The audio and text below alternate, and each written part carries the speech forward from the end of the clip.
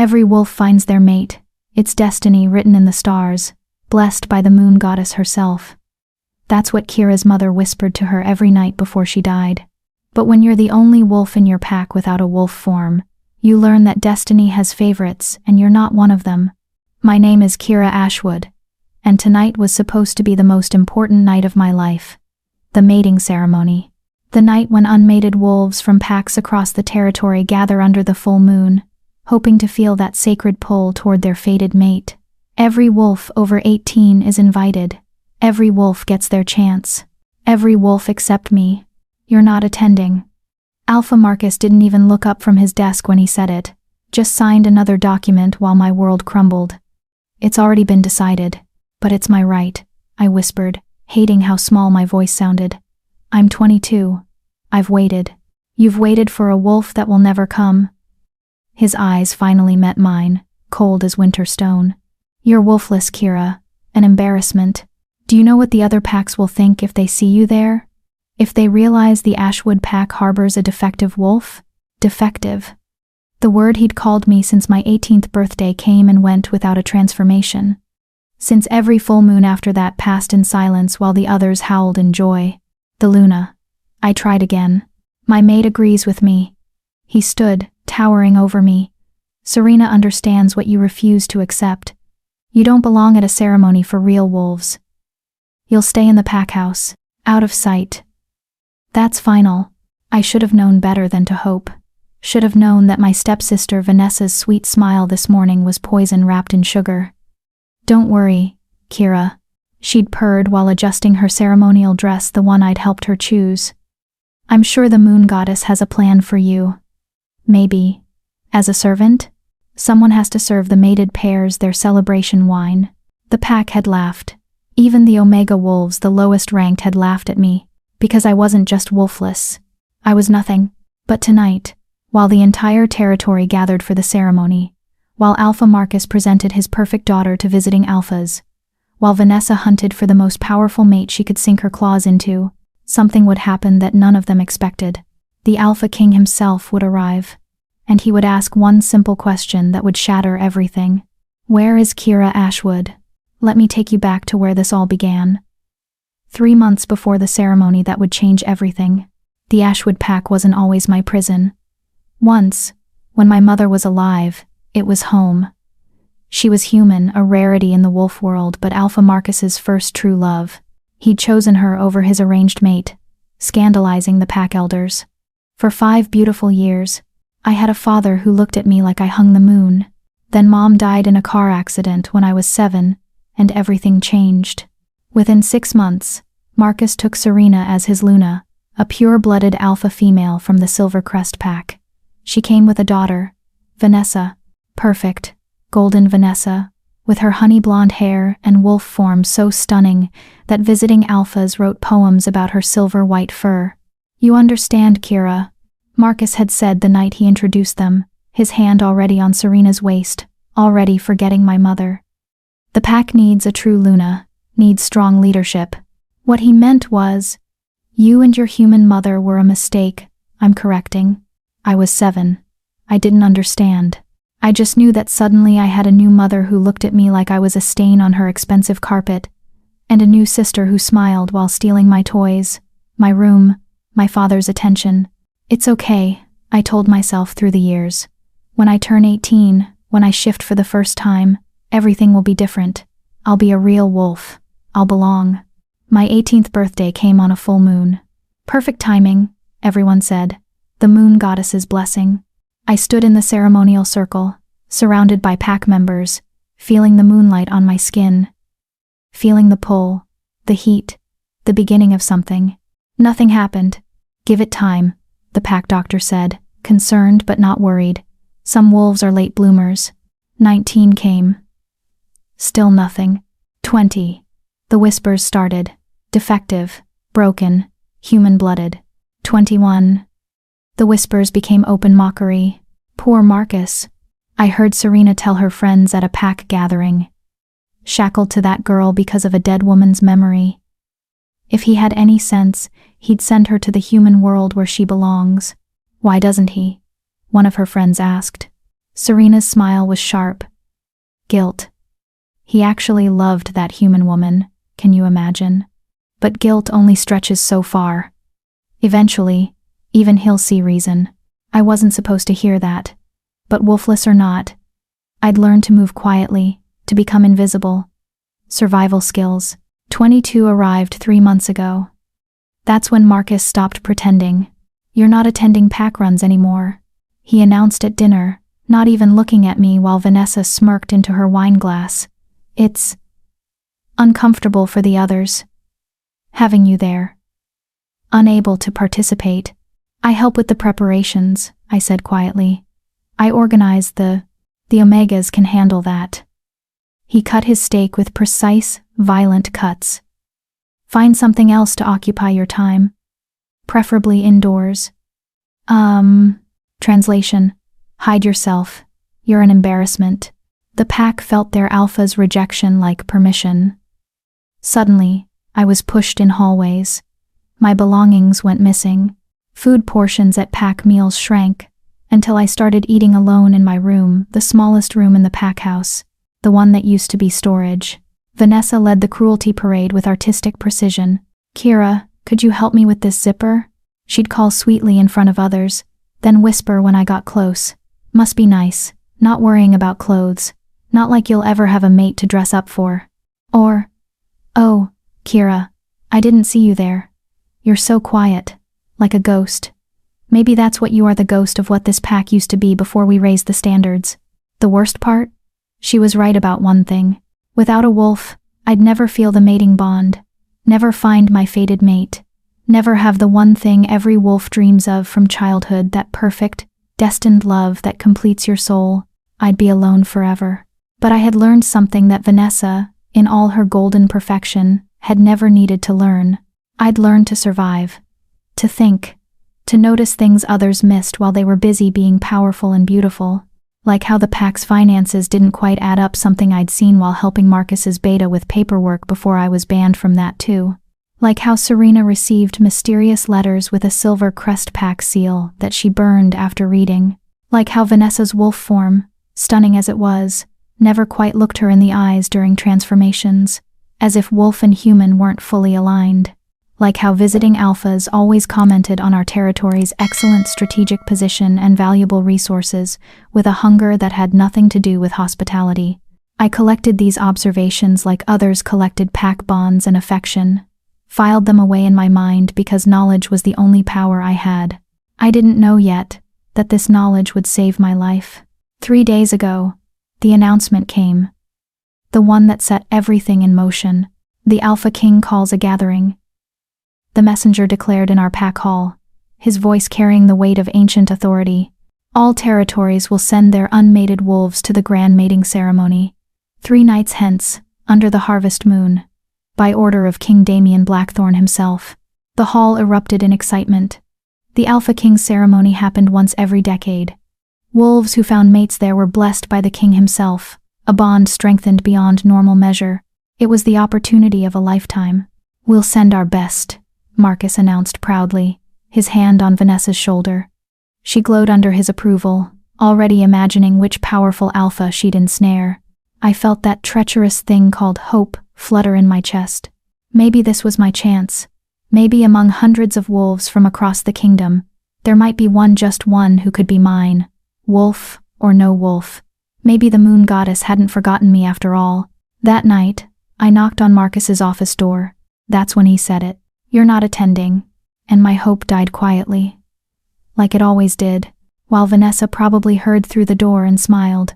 If stories like Kira's remind you that worth isn't determined by others' cruelty, subscribe if you haven't, to join others who believe hidden strength deserves recognition, because sometimes the wolves who can't howl learn to bite the hardest. Chapter 1. The Night of Broken Chains. The pack house was emptying like a sinking ship, and I was the only rat staying behind. From my tiny window, the one that overlooked the servants' entrance, because of course it did, I watched them leave. Wolves dressed in their ceremonial finest, laughing and jostling each other with excited energy. The unmated ones practically vibrated with anticipation. Tonight, under the harvest moon, they might find their forever. Vanessa emerged like a queen, gracing peasants with her presence. Her dress was custom-made, a flowing silver creation that caught the moonlight and made her look ethereal. Her blonde hair was twisted into an intricate crown braid, woven with actual diamonds. Actual diamonds. I'd helped pay for those diamonds, actually. Well, my mother's inheritance had. The one Marcus controlled for my own good, until I turned 25. The one that seemed to shrink every year while Vanessa's wardrobe expanded. "You look stunning, darling," Serena cooed, adjusting a diamond that didn't need adjusting. "Every unmated alpha will fall at your feet, not just unmated alphas, mother." Vanessa's smile was sharp enough to cut. "I heard the Alpha King himself might be in attendance. Not to participate, of course he's too important for that, but to observe. To bless the bonds. King Damien Blackthorn." Serena's eyes glittered with calculation. Unmated still, despite being 30. If you could catch his eye.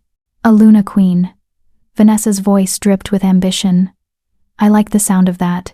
They both laughed, that tinkling sound that always made my skin crawl, and swept toward the convoy of cars waiting to transport the pack to the ceremony grounds 3 hours away. Marcus emerged last, looking every inch the alpha in his formal attire. He paused, sniffed the air, then looked directly up at my window. For a moment, just a flash, I saw something in his eyes. Regret? Guilt? Then it was gone, replaced by cold dismissal. He turned away and climbed into his car. The convoy pulled away, taillights disappearing into the darkness like dying stars. Silence fell over the pack house like a burial shroud. I was alone. Completely, utterly alone. Even the Omegas had been allowed to attend as servants. Even the elderly wolves who could barely shift anymore had been invited to witness and bless the bonds. Everyone except me. I stood at that window for a long time, watching the empty driveway, feeling something inside me finally, irreversibly break. Not my heart that had been breaking in pieces for years. This was something deeper, something fundamental. My hope, my last, stubborn, idiotic hope that somehow, someday, I would be enough. "You're not enough," I whispered to my reflection in the dark glass. "You'll never be enough. Not for them, not for anyone." The girl staring back at me looked like a ghost. Pale skin from spending too much time indoors, hiding, dark hair that I'd stopped bothering to style because, what was the point? Gray eyes that used to spark with determination, but now just looked tired. Hollow. I was 22 and I looked haunted. "This is your life now," I told that ghost girl. "Invisible. Forgotten. Alone. Get used to it." But something happened then. Something I didn't expect. That ghost girl's eyes flashed. Not with hope, hope was dead. With something harder. Angrier. Rage. Pure, molten rage that I'd been swallowing down for 14 years. Ever since Serena walked into our lives and began systematically erasing my mother's memory, my place, my worth. Rage at Marcus for being too weak to fight for me the way he'd fought for my mother. Rage at Vanessa for making cruelty into an art form. Rage at the moon goddess herself for making me this way, wolfless, mateless, powerless. But most of all, rage at myself for accepting it. For bowing my head and taking their scraps and saying, "Thank you for the privilege of being tolerated in a pack that should have been partly mine." "No more," I heard myself say. "No more." I didn't plan what happened next, didn't think it through.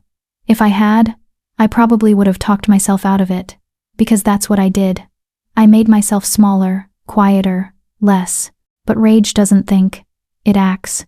I grabbed my jacket, not a nice one. I didn't own nice things anymore, and walked out of my room. Down the stairs where I'd learned to skip the third step because it creaked. Through the kitchen, where I'd eaten alone for months. Out the back door that no one watched because who would bother guarding against me? The forest waited beyond the pack house, dark and deep and full of the sounds of normal wolves running with their packs on ceremony night. I walked into it anyway. I had no plan. No destination. I just walked. Branches catching my clothes. Roots trying to trip me. The darkness pressing in from all sides. A wolf would have navigated this easily. Senses sharp, night vision clear. I stumbled and scraped my hands and didn't care. Maybe I'd get lost. Maybe I'd die out here, Would they even notice? Would Marcus feel that alpha bond to his pack member and realize I was missing? Probably not. He'd stopped feeling that bond to me years ago, if it ever existed at all. I walked for what felt like hours, but was probably only 45 minutes. The ceremony grounds were 3 hours by car, but they were heading to the king's territory, to the ancient ceremonial site where the first wolves were blessed. I was just walking into our own territory's forest, going nowhere, achieving nothing. The story of my life. I finally stopped in a clearing, chest heaving, hands bleeding from where thorns had caught me, and screamed. Just screamed. No words. Just all that rage and pain and loneliness ripping out of my throat into the uncaring night. The forest absorbed it like it absorbed everything indifferent, eternal, vast. I sank to my knees in the moss, shoulders shaking, and that's when I heard it. Not a sound, a feeling. Like the air pressure changing before a storm. Like the moment before lightning strikes. Like the world holding its breath. The hair on the back of my neck stood up, a primal warning that something powerful was near. I scrambled to my feet, heart hammering, and that's when I saw them. Eyes. Glowing in the darkness between the trees. Not the yellow gold of normal wolves. Silver. Pure, metallic silver. Like moonlight made solid. And they were looking right at me. Who's there? My voice shook, but I held my ground. What else could I do? Run? I couldn't outrun a wolf. Fight? I had no wolf to fight with. The eyes moved closer, and a shape materialized from the shadows. A wolf. But not like any wolf I'd ever seen. It was massive, easily twice the size of a normal alpha wolf. Its fur was black as midnight but seemed to shimmer with that same silver light emanating from its eyes. Power radiated off it in waves that made my knees weak, made every instinct I possessed scream at me to bow, to submit, to acknowledge the apex predator in front of me. But I'd bowed enough for one lifetime. I'm not afraid of you. I lied through my teeth. The wolf's head tilted, studying me with an intelligence that was distinctly human. Then, impossibly, it began to shift. I'd seen hundreds of shifts. They were always the same. A brief shimmer, a fluid transformation, and then a naked human standing where the wolf had been. Most wolves carried clothes tied around their legs for this reason. This shift was different. The air itself seemed to bend around the wolf. Silver light exploded outward, forcing me to shield my eyes. When I lowered my hand, a man stood in the clearing, and not just any man. He was tall, at least 6'4", with a build that spoke of deadly power barely contained. Black hair that looked like he'd been running his hands through it. Sharp, angular features that were somehow both beautiful and harsh. And those eyes, still silver, still glowing faintly, fixed on me with an intensity that made me feel naked despite being fully clothed. He was also completely nude, because shifting destroyed clothes. But he wore it like armor, completely unbothered. Utterly confident. I tried very hard to keep my eyes on his face. "You're on my territory," he said, and his voice was like whiskey and smoke, dark, smooth, dangerous. My territory. Not pack territory. Pack lands were communal, belonging to the pack as a whole. Only one kind of wolf spoke like that. "You're the Alpha King," I whispered. His lips curved into something that wasn't quite a smile. "Damien Blackthorn. And you're Kira Ashwood." The world tilted. He knew my name. The Alpha King knew my name. "How do you?" I started, then stopped, because my brain was too busy short-circuiting to form complete sentences. "I was heading to my own ceremony," he said, moving closer with a predator's grace. "The one your entire pack is currently attending. The one you should be at." Each step closer made my heart pound harder. Not from fear, exactly, though there was that. From something else. Something that made my skin feel too tight and my breath come too fast. "I wasn't invited," I managed to say. His eyes flashed with something dangerous. "Explain." It wasn't a request. It was a command from a king to a subject, weighted with an alpha power so strong it made my knees actually buckle. I caught myself on a tree, forcing myself to stay upright, and suddenly all that rage came flooding back. Why should I? The words came out sharper than I intended. "You're the Alpha King. I'm nobody, wolfless, defective, an embarrassment. At least, that's what my alpha says." So why would you care if I was invited or not? Silence fell over the clearing, heavy and dangerous. I'd just snapped at the Alpha King. The most powerful wolf in the kingdom, the one who could end my life with a thought, who commanded ultimate authority over every pack, who I should be bowing to and calling, Your Majesty. Instead, I'd just mouthed off to him while covered in dirt and bleeding from thorn scratches in the middle of his forest, without an ounce of proper respect. My mother would be horrified, but my mother was dead, and I was so tired of being respectful to people who didn't respect me back. Damien Blackthorn stared at me for a long moment. Then he did something I didn't expect. He threw back his head and laughed. It was a real laugh, deep and genuine, and it transformed his harsh features into something almost warm. Almost. Wolfless, he repeated, still chuckling. Is that what they told you? It's what I am, I said bitterly. I never shifted. 18 came and went. 19. 20. 21. 22. No wolf. No bond to the pack. Nothing. Interesting. He moved closer still, now only a few feet away, and suddenly I was very aware of his size, his power, his nakedness. Tell me, Kira Ashwood, do you know why some wolves don't shift on their 18th birthday? Late bloomers? I offered weakly. Sometimes. His silver eyes bore into mine. Or suppressants. The word hung in the air between us like a bomb waiting to explode. Suppressants, I repeated slowly. Those are illegal. The council banned them 50 years ago after Port of Tace. After too many ambitious wolves used them to prevent rivals from shifting, Damien finished. To keep power concentrated, to eliminate threats. He took another step closer, and I could feel the heat radiating off his skin. Tell me, who prepares your food? My mind raced. The pack kitchen, but who specifically? I eat mostly in my room now. Vanessa usually brings dye. I stopped, the words dying in my throat. Vanessa, who'd been so sweet about bringing me dinner these past 4 years. You shouldn't have to eat with the pack if they're mean to you, Kira. I'll bring you something.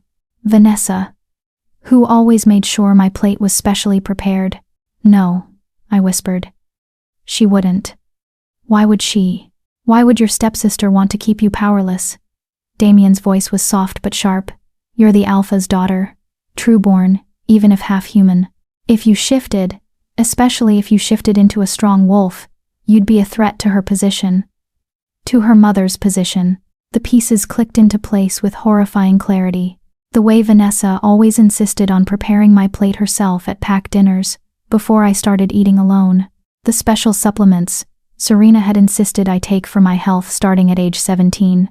The way they'd both looked, almost relieved each birthday when I didn't shift, despite their fake sympathy.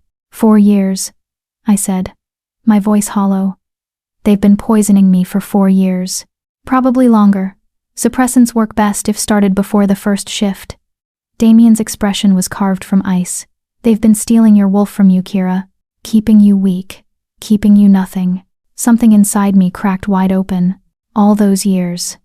All that pain. All that believing I was broken. Defective. Wrong. I wasn't broken. I was sabotaged. I'm going to kill them. I heard myself say calmly. I'm going to shift into whatever wolf I am, and I'm going to rip out their throats. Good, Damien said, and his smile was all teeth. But first, you're coming with me. Where? To the ceremony. His eyes glinted with something that might have been satisfaction, or might have been vengeance, hard to tell. Where I'm going to ask a very simple question in front of every alpha in my kingdom. Where is Kira Ashwood? And despite everything, despite the rage and the pain and the betrayal, I felt my lips curve into a smile that probably looked as dangerous as his. They banned me from the ceremony, I said. Said I'd be an embarrassment. Oh, you'll be present at this ceremony, Kira. Damien extended his hand to me, and even though he was still completely naked and I was a mess, and nothing about this situation made sense, I took it. And when your alpha has to explain to his king why he banned his own daughter from a royal summons, we'll see who's embarrassed. His hand was warm and rough, and the moment our skin touched, I felt it. A spark. A pulse. Like electricity running under my skin. Like recognition. No, it couldn't be. I was wolfless. I couldn't feel the mate bond. That was impossible. But Damien's eyes widened slightly, his grip on my hand tightening, and I knew he felt it too. Well, he said softly, dangerously. This just got interesting. Chapter 2. The King's Claim. I can't go to the ceremony like this, I said, finally finding my voice and trying very hard to ignore the fact that the Alpha King was still holding my hand and still very much naked. I'm covered in dirt and blood, and you'll go exactly like this, Damien interrupted, his thumb brushing against my palm in a way that sent shivers up my arm. Covered in the evidence of what they've done to you. Let every alpha in my kingdom see what happens when a pack alpha abuses his authority. But, do you trust me, Kira? It was an absurd question. I'd known him for all of 10 minutes. He was the Alpha King, the most powerful, dangerous wolf in existence. Trust him? But when I looked into those silver eyes, I saw something that made my breath catch. Fury. Not at me. For me. The kind of protective rage that I'd spent years dreaming my father might show. I don't know you well enough to trust you, I said honestly. But I trust that you're angry about what they did. And right now, that's enough. His smile was sharp and approving. Smart girl. Now, we need to move quickly. The ceremony has already begun, and I need to make an entrance at precisely the right moment for maximum impact. You planned this, I realized. You knew I'd be here. I suspected. He finally released my hand, and I hated how much I missed the contact immediately. I've been investigating your pack for months. Discrepancies in territory reports, unusual financial transactions, complaints from border packs about Ashwood wolves crossing boundaries without permission. Your alpha has been sloppy. Marcus is a lot of things, but sloppy isn't usually one of them. He is when he's distracted by a manipulative mate and an ambitious daughter. Damien moved to where he'd apparently stashed clothes behind a tree, because of course he had, and began dressing with efficient movements. Serena comes from Silvercrest, yes? Yes. How did you langer? Silvercrest has been trying to expand their territory for decades. Marriages are their favorite tactic. Serena's older sister married into the Western Ridge pack 15 years ago. Within 5 years, Western Ridge's alpha mysteriously died, and his son, Serena's nephew, took over. Western Ridge is now functionally controlled by Silvercrest. I watched him button a black shirt that probably cost more than my entire wardrobe. You think they're trying to do the same with Ashwood? I think Serena saw an opportunity when your mother died and took it. A grieving alpha with a half-human daughter and substantial territory? Perfect target. He pulled on pants with the same efficient grace. The question is whether Marcus is a willing participant or a useful fool. He loved my mother, I said quietly. Really loved her. I remember how he looked at her. Like she was his whole world. Love makes people weak. Damien's voice was matter of fact, not cruel. It makes them vulnerable to manipulation, especially when they're grieving. Serena probably played the role of comforter, helper, savior. By the time Marcus realized what was happening, she'd already positioned herself as indispensable. It made horrible sense. I remembered those early months after Mom died. Marcus had been shattered, barely functional. Serena had swept in like a storm of efficiency, organizing everything, handling everything, making all the decisions he was too grief-stricken to make, including decisions about me. Why do you care? I asked suddenly. You're the Alpha King. You have bigger problems than one wolfless girl in one small pack. Damien paused in the act of pulling on boots, and looked at me with those unsettling silver eyes. Do you know what my father told me when I took the throne? I shook my head. He said, a king who ignores injustice in small places will eventually face revolution in large ones.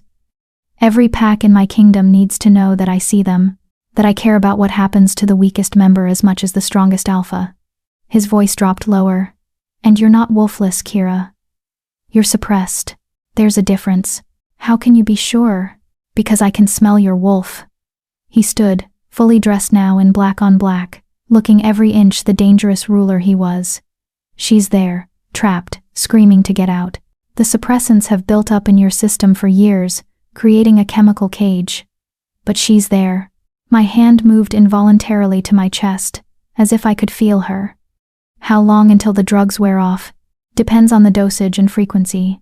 Could be days, could be weeks. He moved back toward me, and even fully clothed, his presence was overwhelming. But we can accelerate the process. There are treatments. Healers who specialize in this. By the next full moon, you'll shift. By the next full moon. 4 weeks away.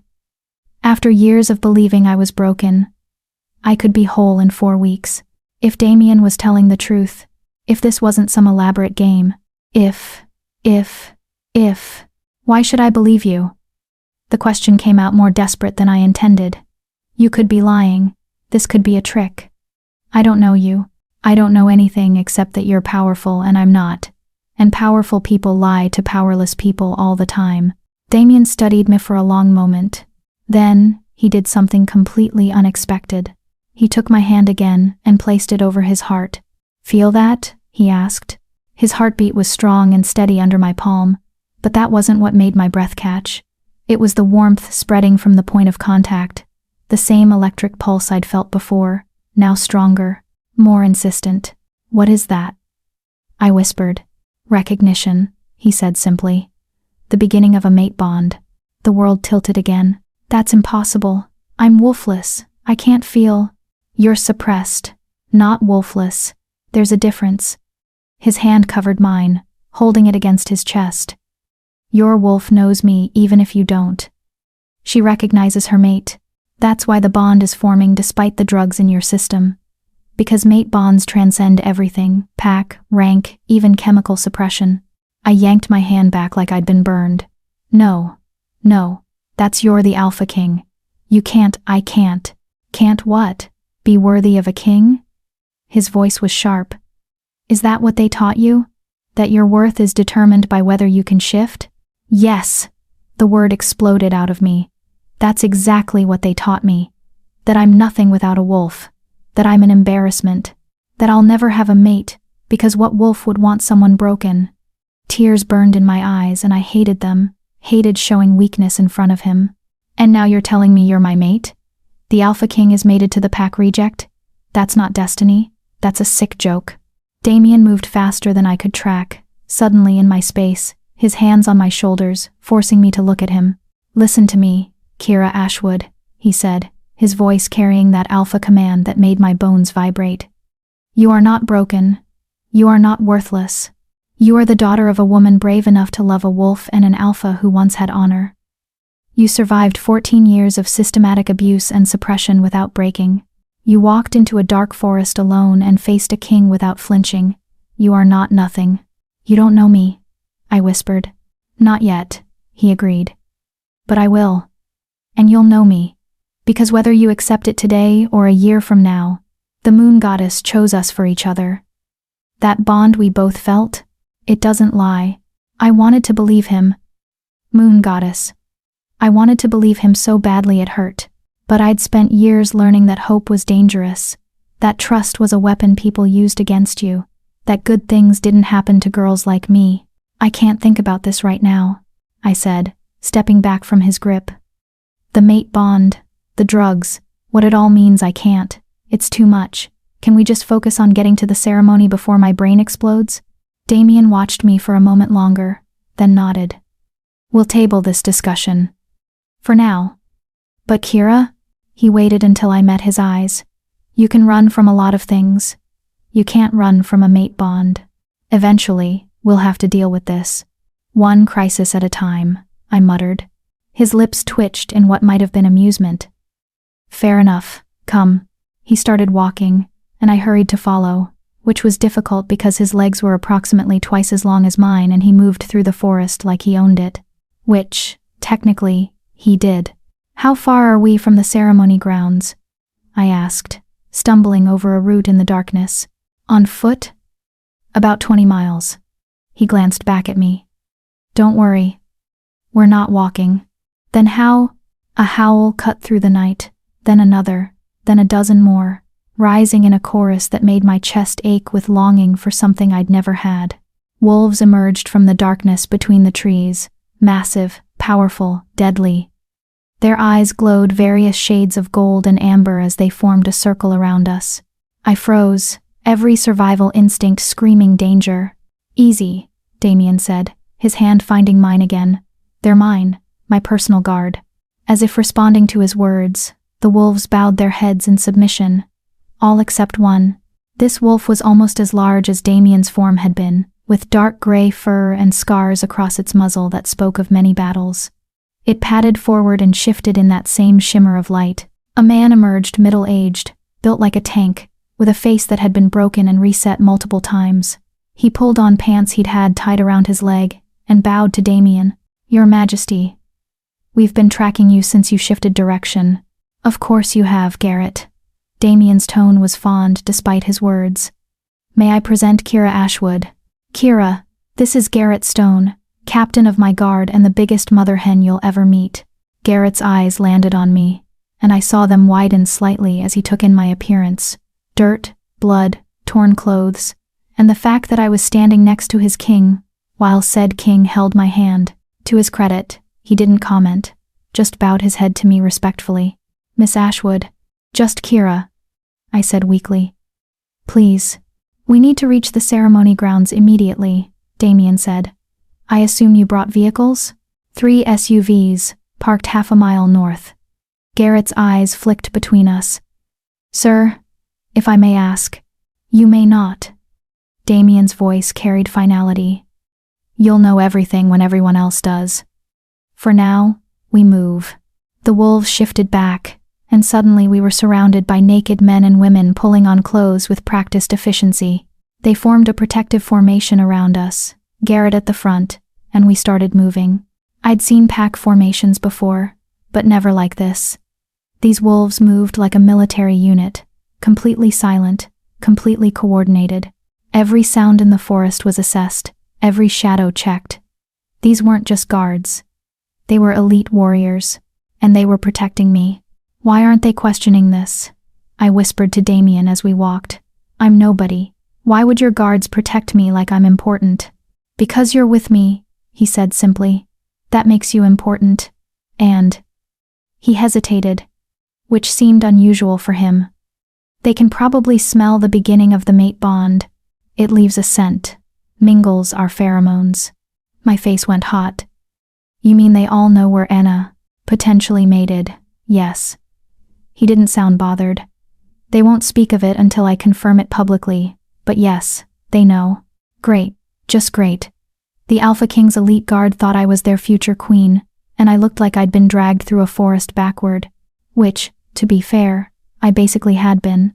We reached the SUVs, sleek black monsters that probably cost more than my entire pack house and piled in. I ended up in the back seat next to Damien, with Garrett driving and 2 other guards in the front passenger seat and the 3rd row. The moment the door closed, Damien's hand found mine again in the darkness.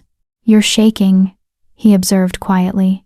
"I'm about to walk into a room full of alphas who think I'm nothing, accompanied by the Alpha King, to publicly confront my father about being poisoned and suppressed for years." My voice came out higher than normal. "Of course I'm shaking. I should be vibrating out of my skin. They don't think you're nothing. They will when they see me." I gestured to my appearance.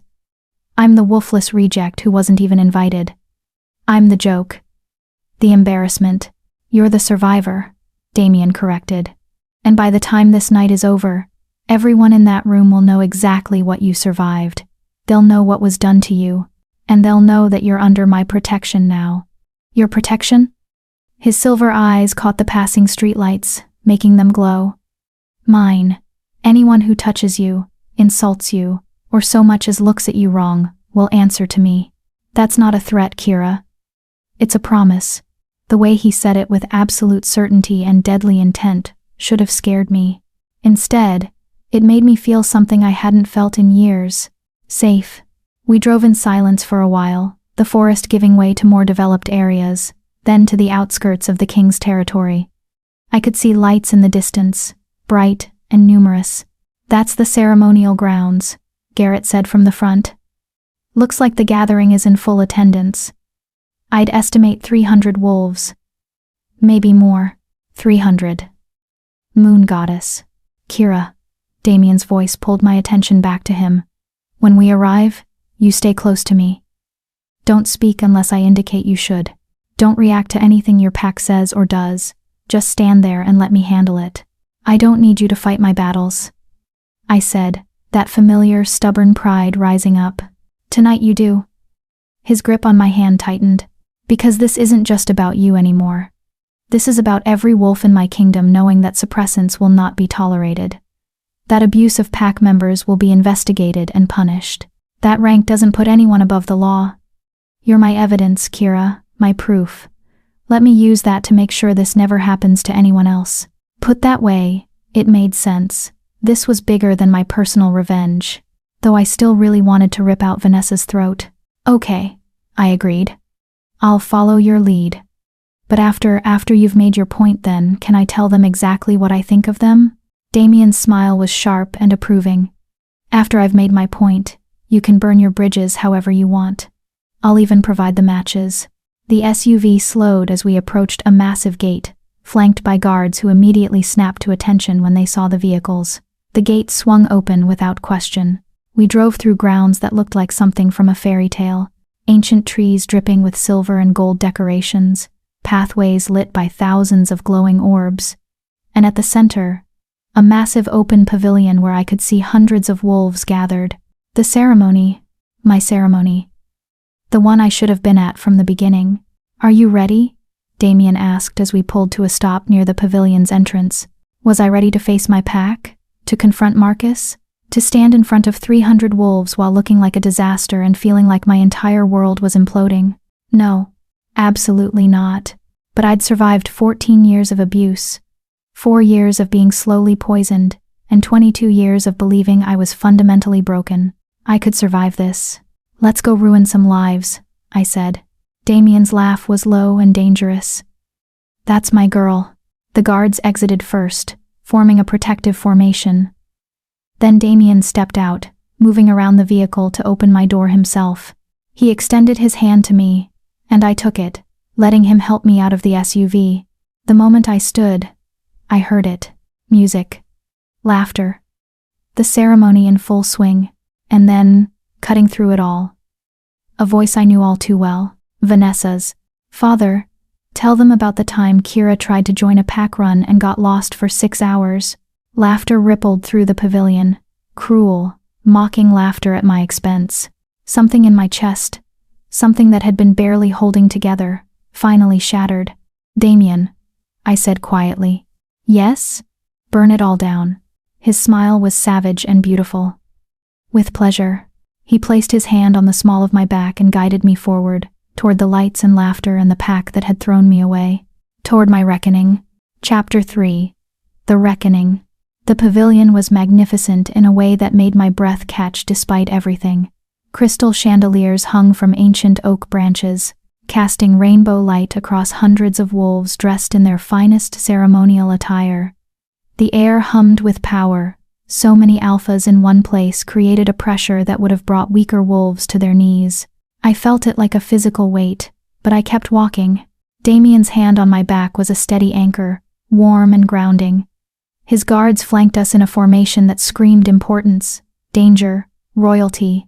People were starting to notice. Conversations stuttered and died as we passed. Heads turned, eyes widened. I heard the whispers start like wildfire spreading through dry grass. Is that the king? King Damien is here?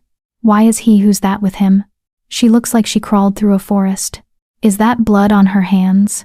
We walked through the crowd like a knife through silk, everything parting before us. Some wolves bowed their heads in respect.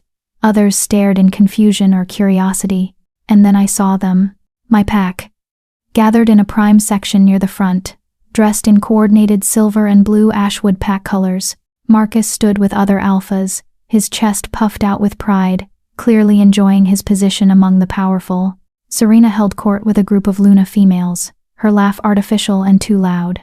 And Vanessa, perfect, beautiful Vanessa, stood surrounded by unmated alphas like a queen with her courtiers, wearing that diamond-studded dress and a smile that could cut glass. She was in the middle of telling another story. I could hear her clear, carrying voice even across the distance. And poor Kira actually thought she might attend tonight. Can you imagine? Father had to explicitly forbid it because she just couldn't understand that some events are for real wolves only. More laughter. Cruel, casual laughter at my expense, because I wasn't there to hear it. Because I was supposed to be locked away in the pack house, invisible and forgotten, except I wasn't. Damien's hand pressed more firmly against my back. A silent question. Ready? I nodded, not trusting my voice. He guided me forward, directly toward the raised platform, where the ceremony's master of ceremonies, an elderly wolf named Elder Thomas, was preparing to announce the next round of potential mate introductions. We climbed the steps to the platform. That's when someone finally recognized me. Is that a young wolf from my pack? Someone who'd pushed me in hallways, who'd laughed at Vanessa's jokes at my expense. His eyes went wide. That's Kira Ashwood. The whispers exploded. Kira Ashwood? The wolfless one? What is she doing here? Why is she with the king? Marcus's head snapped toward the platform. I watched his face cycle through confusion, recognition, shock, and then something that might have been fear. Good. Elder Thomas noticed us on the platform and turned, his elderly face creasing in confusion that shifted rapidly to alarm when he recognized Damien. Your Majesty, he immediately bowed deeply. We weren't expecting that. We're honored by your presence, but, Elder Thomas. Damien's voice cut through the rising noise like a blade. It wasn't loud, but it carried alpha command laced into every syllable, impossible to ignore. I require your attention, and the attention of every wolf present. Silence fell like a guillotine blade. 300 wolves went utterly still, every eye fixed on the platform. On Damien. On me. I'd never had so many people look at me at once. Part of me wanted to run, to hide, to make myself small and invisible like I'd learned to do. But Damien's hand was still on my back, steady and warm. And something in me, something that had been beaten down but never quite broken, lifted its head and refused to cower. I apologize for the dramatic entrance, Damien continued, his voice carrying effortlessly across the pavilion. But I've encountered a situation that requires immediate attention, a situation that, frankly, makes me question whether this ceremony should continue at all. Gasps rippled through the crowd. Canceling the ceremony? The one that happened once a decade? That was unthinkable. Marcus stepped forward from the crowd, his alpha bearing on full display. Your Majesty, I'm sure whatever concerns you have can be addressed after. Alpha Marcus Ashwood. Damien's voice dropped to something cold and dangerous. I wasn't speaking to you. In fact, you should probably be very quiet right now. Marcus's face flushed red, but he pressed his lips together. You didn't argue with the Alpha King. Not publicly. Not when he used that tone. Damien surveyed the crowd with those eerie silver eyes, letting the tension build. I came to this ceremony to observe and bless the matings, as is tradition, he said. I expected to see the best and brightest of my kingdom's unmated wolves. I expected to see honor, tradition, and respect for the moon goddess's gifts. His expression hardened. Instead, I found something that offends me deeply, a crime that strikes at the very heart of what we are as wolves. The silence was absolute. I could hear my own heartbeat, rabbit-fast in my chest. Some of you may recognize the young woman beside me, Damien continued. For those who don't, this is Kira Ashwood, daughter of Alpha Marcus Ashwood, 22 years old, and according to her pack, wolfless. The word rippled through the crowd with renewed whispers. I felt eyes crawling over me, assessing, judging, finding me wanting. Except she's not wolfless, Damien said, and his voice cracked like a whip. She's suppressed. For the past 4 to 6 years, possibly longer, someone has been dosing her with illegal suppressants, drugs banned by the council half a century ago, because they were used to eliminate rivals and consolidate power. Drugs that can cause permanent damage if used long enough. Drugs that have been slowly poisoning this young woman while her pack mocked her for being unable to shift. The pavilion erupted. Shouts of disbelief, horror, anger, alphas demanding to know who was responsible, Lunas clutching their own children closer. elder wolves shaking their heads in disgust. I watched my pack's section. Watched the Ashwood wolves' faces cycle through shock and confusion. Some looked genuinely horrified. Others looked skeptical. Vanessa had gone white as snow. Serena's face was a careful mask of shock, but her eyes were calculating, already planning her defense. Marcus looked like he'd been struck by lightning. That's impossible, Marcus managed, his voice shaking. Your Majesty, I don't know what you've been told, but Kira is simply a late bloomer, or perhaps you'd like to explain why your daughter was found wandering alone in the forest tonight, bloody and distressed, on a night when every unmated wolf in your pack was ordered to attend this ceremony? Damien's voice could have frozen fire. Why was Kira Ashwood, your legitimate daughter, banned from tonight's gathering? Marcus opened his mouth, closed it. No words came out. Let me guess, Damien continued, his tone conversational but laced with venom. She's an embarrassment. A liability. Wolfless girl reflects poorly on the Ashwood pack's reputation. Better to hide her away, keep her out of sight, pretend she doesn't exist. She was invited. Serena suddenly spoke up, stepping forward with her Luna's bearing fully engaged. Her voice rang with false concern. Of course she was invited, Your Majesty. Kira chose not to attend. She was feeling unwell, as she often does. Don't. The single word from Damien made Serena actually step back. Don't insult my intelligence by lying to my face, Luna. I can smell deception, and you reek of it. Serena's mask cracked, just a little. Kira. Damien turned to me, his voice gentler. Tell everyone here what happened tonight. This was it, my moment. Every eye in the pavilion on me, waiting. My throat felt like sandpaper. My hands were shaking, but I lifted my chin and forced myself to speak. Alpha Marcus told me 3 days ago that I wasn't allowed to attend the ceremony, I said. My voice came out quieter than I wanted, but it carried in the dead silence. He said I was an embarrassment, that other packs would think less of Ashwood if they saw a wolfless pack member. He ordered me to stay in the pack house, out of sight. That's not, Marcus started. He's not finished, Damien snapped.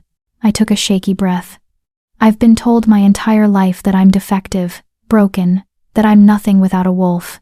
My stepmother and stepsister have spent years making sure I know my place, which is nowhere. Hidden. Forgotten. Alone. My voice was getting stronger now, anger burning through the fear. I eat alone because they made pack meals unbearable.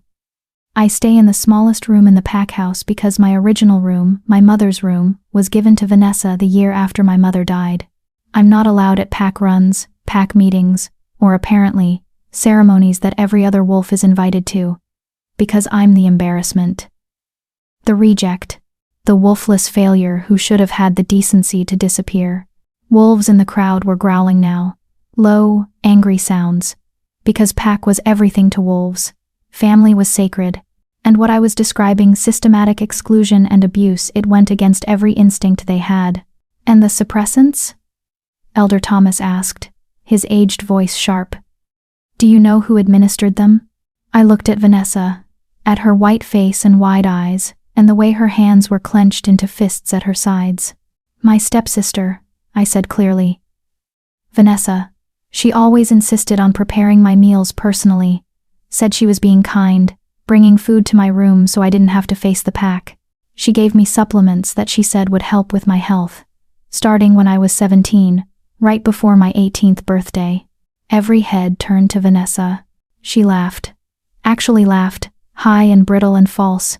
This is insane, she said, her voice carrying that same sweet tone she always used. Your Majesty, surely you don't believe this? She's confused. Probably attention-seeking because she's upset about missing the ceremony. I would never, I love my sister. Sister? The word came out of my mouth like poison. You've never called me sister before. You call me the wolfless one, when you think I can't hear. You've spent 4 years making my life hell while slowly poisoning me, and now you're going to stand there and claim you love me? End quote. I do love you. Vanessa's eyes filled with tears. Perfect. Crystalline tears that probably looked genuine to people who didn't know her. I've tried so hard to help you, to support you, and this is how you repay me? By making up horrible lies in front of the king? She was good. Really good. I could see some wolves in the crowd wavering, uncertain. But Damien wasn't wavering. Garrett, he said calmly. The captain of the guard stepped forward, holding something in his gloved hand. A small vial of amber liquid, found in Miss Vanessa Ashwood's personal belongings, Garrett said, his voice flat and professional. While you were making your entrance, Your Majesty, I took the liberty of having my team search the Ashwood Pack's guest quarters.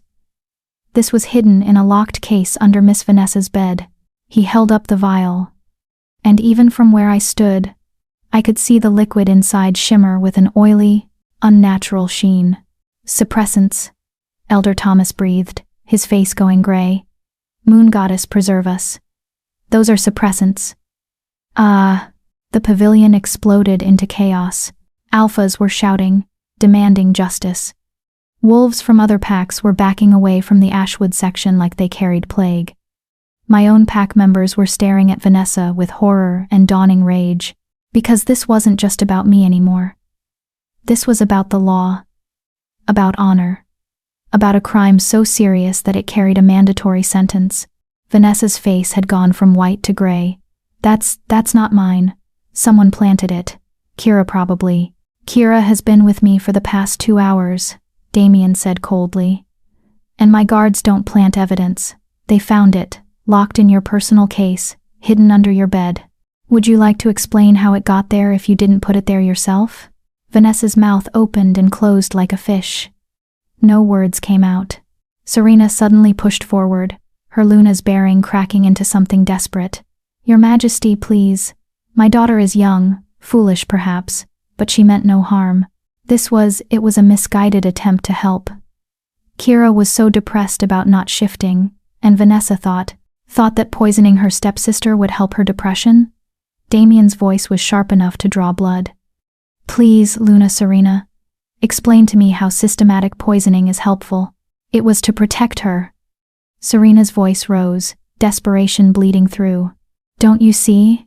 Every birthday that passed without a shift, Kira became more of a target. Wolves were talking, questioning Marcus's bloodline, wondering if he was weak. We were protecting the pack's reputation, protecting Marcus's position, protecting yourselves, I said quietly. You were protecting yourselves. Because if I shifted, especially if I shifted into a strong wolf, I'd be a threat to your positions, to Vanessa's status as the favored daughter, to your control over my father and the pack. Serena's eyes met mine, and for a moment, the mask dropped completely. I saw cold calculation, pure ambition, and no remorse whatsoever. You're half human, she said, her voice like ice. You were never going to be a strong wolf, never going to be good enough. I did you a favor, sparing you the disappointment. Enough. Damien's voice cracked across the pavilion like thunder, and I actually felt wolves around us drop to their knees from the sheer alpha power behind it. You admit it, in front of 300 witnesses, and your king. You admit to systematically poisoning your stepdaughter. Serena seemed to realize what she'd just done. Her face drained of all color. I didn't mean. Marcus Ashwood. Damien turned to my father, who stood frozen among the crowd. You're the alpha, the head of your pack, the one responsible for the safety and well-being of every member. Did you know? Marcus looked at me, really looked at me, for the first time in years. I saw something break in his face. No, he whispered. Moon Goddess. No, I didn't. I thought she was just... His voice cracked. Kira, I swear I didn't know. I thought you were truly wolfless. You thought it was easier to believe I was broken than to question why your perfect new family might want to keep me that way, I said, and I was surprised by how steady my voice was. You chose them over me, Father. Every day for 14 years, you chose them over me. Because I was weak, Marcus said, and tears were actually streaming down his face. Because I was drowning in grief, and Serena was there, and I let her make decisions I should have made, and I failed you. I failed your mother. I failed everything I was supposed to be. It was the most honest thing he'd said to me in over a decade. It was also too late. The law is clear, Elder Thomas said, his voice heavy with regret. Use of suppressants on another wolf without consent is a crime punishable by exile or death, at the king's discretion. No, Vanessa shrieked. You can't, I'm the Alpha's daughter. You're a poisoner, Damien said flatly, and you'll face the consequences, as will your mother. Your Majesty, please. Marcus dropped to his knees, and the sight of an Alpha submitting so completely sent shockwaves through the crowd. Please, punish me. Exile me. Strip my rank. Take my territory. Do whatever you want. But my daughter, she's young. She was influenced by her mother. She's 24 years old and spent 4 years deliberately poisoning her stepsister, Damien said. She's not a child, Marcus. She's a criminal. Then make it exile. Marcus begged. Please, Your Majesty. Not death. I know I have no right to ask for mercy. But you don't, I said. Everyone looked at me. I stepped forward, away from Damien's protective hand, and looked down at my father kneeling on the ground. You have no right to ask for mercy, I repeated. You showed me none. She showed me none. They poisoned me, Father. Stole years of my life. Made me believe I was worthless. And you let them. So, no, you don't get to beg for their lives now. Marcus's face crumpled. Kira, but I'm not them, I continued, my voice shaking but firm. I'm not cruel. I'm not vindictive, and I don't want their deaths on my conscience. I turned to Damien. Exile, for both of them, stripped of rank and pack bonds, banned from all pack territories in the kingdom. They can go live as rogues and see how they like being nothing. Damien studied me for a long moment. You're certain? The law allows for harsher punishment. I'm certain. Let them live with what they've done. That's punishment enough. He nodded slowly, then raised his voice to carry across the pavilion. By the authority vested in me as Alpha King, I hereby strip Luna Serena Ashwood and Vanessa Ashwood of their ranks, pack bonds, and territory rights. They are exiled from this kingdom, effective immediately. Any pack that harbors them will face sanctions. Any wolf that assists them will be investigated. They are alone. They are nothing, and they are gone. The words resonated with power, with finality. I watched as Serena and Vanessa both gasped, clutching their chests as the pack bonds were severed. It was painful, like having part of your soul ripped away. I knew because I'd felt the bonds weakening over the years as Marcus pulled away from me. But this was different. This was complete. Total. Irrevocable. Guards moved forward, Damien's guards, not pack wolves, and took hold of Serena and Vanessa. No! Vanessa screamed, struggling. Father, don't let them. Father, please. But Marcus just knelt there, broken and crying, and said nothing. They were dragged away, Vanessa screaming curses and Serena silent and stony-faced. And I felt nothing. No satisfaction. No joy. Just exhaustion. Marcus Ashwood, Damien continued. You failed in your fundamental duty as Alpha. You allowed a member of your pack, your own daughter, to be abused and poisoned under your roof. The council will decide if you're fit to continue as Alpha. Until then, you're on probation. One more failure, one more sign of weakness, and you'll lose everything. Do you understand? Yes, Your Majesty, Marcus whispered. Now get out of my sight. Marcus stood on shaking legs and walked away, suddenly looking decades older. The rest of the Ashwood pack followed, their heads down, carrying the shame of what had been revealed. I stood on the platform, surrounded by hundreds of staring wolves, and felt the weight of it all crash down on me. My legs gave out. Damien caught me before I hit the ground, pulling me against his chest, his arms strong and steady around me. I've got you, he murmured into my hair. You're safe. You did it. It's over. Is it? I asked, my voice muffled against his shirt. The worst of it, yes. His hand stroked my back in soothing circles. The rest we'll handle together. Together. The word should have terrified me. Instead, it felt like a promise. Like maybe, for the first time in 14 years, I wasn't alone. Chapter 4. Awakening. I don't remember much about leaving the pavilion. Just fragments, Damien's arms around me, the whispers of 300 wolves following us out, the cool night air on my face, Garrett's gruff voice saying something about getting her to safety, the smooth leather of the SUV seat beneath me, and then exhaustion pulled me under like a riptide, and I surrendered to it. I woke to sunlight streaming through windows that were definitely not mine, in a bed that felt like sleeping on a cloud, under sheets that probably cost more than everything I'd ever owned combined. For a blissful moment, I didn't remember. Then it all came crashing back. The ceremony, the confrontation, Damien revealing everything in front of the entire kingdom's unmated wolves. Vanessa and Serena's exile. Marcus's broken face. The mate bond. I sat up too quickly and immediately regretted it as the room spun. I looked down at my hands. Someone had cleaned and bandaged the cuts from the thorns. I was wearing soft pajamas that definitely weren't mine, and I smelled like lavender soap. Someone had bathed me while I was unconscious. That should have been alarming, but mostly I was grateful not to be covered in forest debris anymore. "You're awake." A woman's voice, warm and professional, came from a chair by the window. She was middle-aged, with kind eyes and the bearing of someone used to authority. "I'm Dr. Sarah Chen, the Royal Pack physician. How are you feeling?" "Like I got hit by a truck full of emotional trauma," I said honestly. Her lips twitched. "That's surprisingly accurate. You collapsed from exhaustion and shock last night. His Majesty carried you here himself, and refused to leave until I assured him you were stable." She stood and approached the bed, her movements calm and measured. "May I examine you?"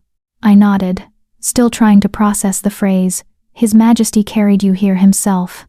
Dr. Chen checked my pupils, my pulse, listened to my heart. Her hands were gentle but efficient. "The good news is you're physically healthy, all things considered. The cuts were minor, no signs of infection. But Kira..." She sat on the edge of the bed, her expression serious. "The suppressants in your system are another matter. I drew blood while you slept, with His Majesty's permission. The levels are concerning." "How concerning?" "You've been dosed consistently and heavily for at least 4 years, possibly longer. The chemical buildup is significant. We can flush most of it out with treatments, but..." She hesitated. "There may be permanent effects. Delayed shifting, difficulty maintaining wolf form at first. Possible pain during your first transformations. I won't know the full extent until we get the drugs out of your system and you actually shift." "But I will shift?" The question came out smaller than I intended. "I do have a wolf?" "Oh, honey." Dr. Chen's expression softened. "You absolutely have a wolf. I can sense her, trapped and furious. She's been trying to break free for years. Once we clear the suppressants, she's going to emerge like a hurricane." Something tight in my chest loosened. "How long?" "The treatments will take 2 weeks of intensive therapy. After that, you should be able to shift within days, possibly during the next full moon, which is," she checked her tablet, "3 weeks away. Perfect timing, actually. 3 weeks. In 3 weeks, I could finally meet the part of myself I'd thought was gone forever." "Where am I?" I asked, looking around the room properly for the first time.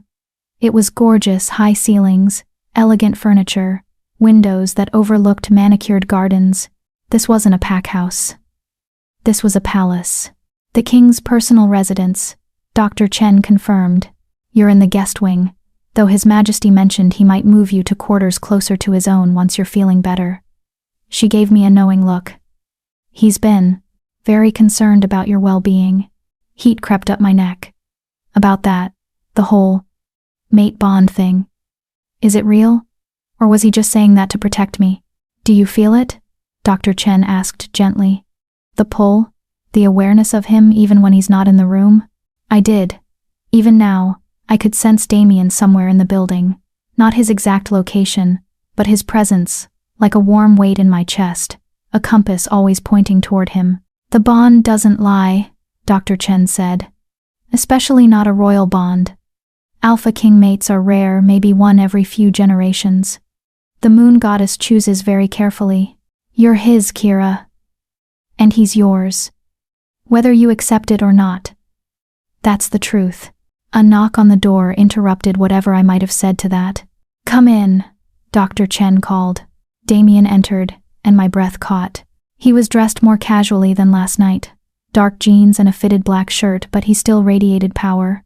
Those silver eyes found mine immediately, and I felt that pull intensify, like a rope between us drawing tight. "You're awake," he said, his voice carrying relief. "Good. Dr. Chen.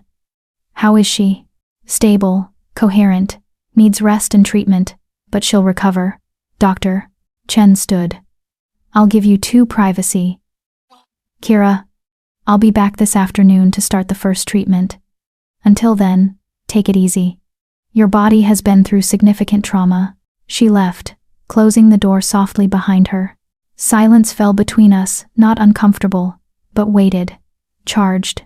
"You carried me here," I said finally. "You collapsed in my arms. What else was I supposed to do?" He moved closer, settling into the chair. Dr. Chen had vacated. "How are you feeling?"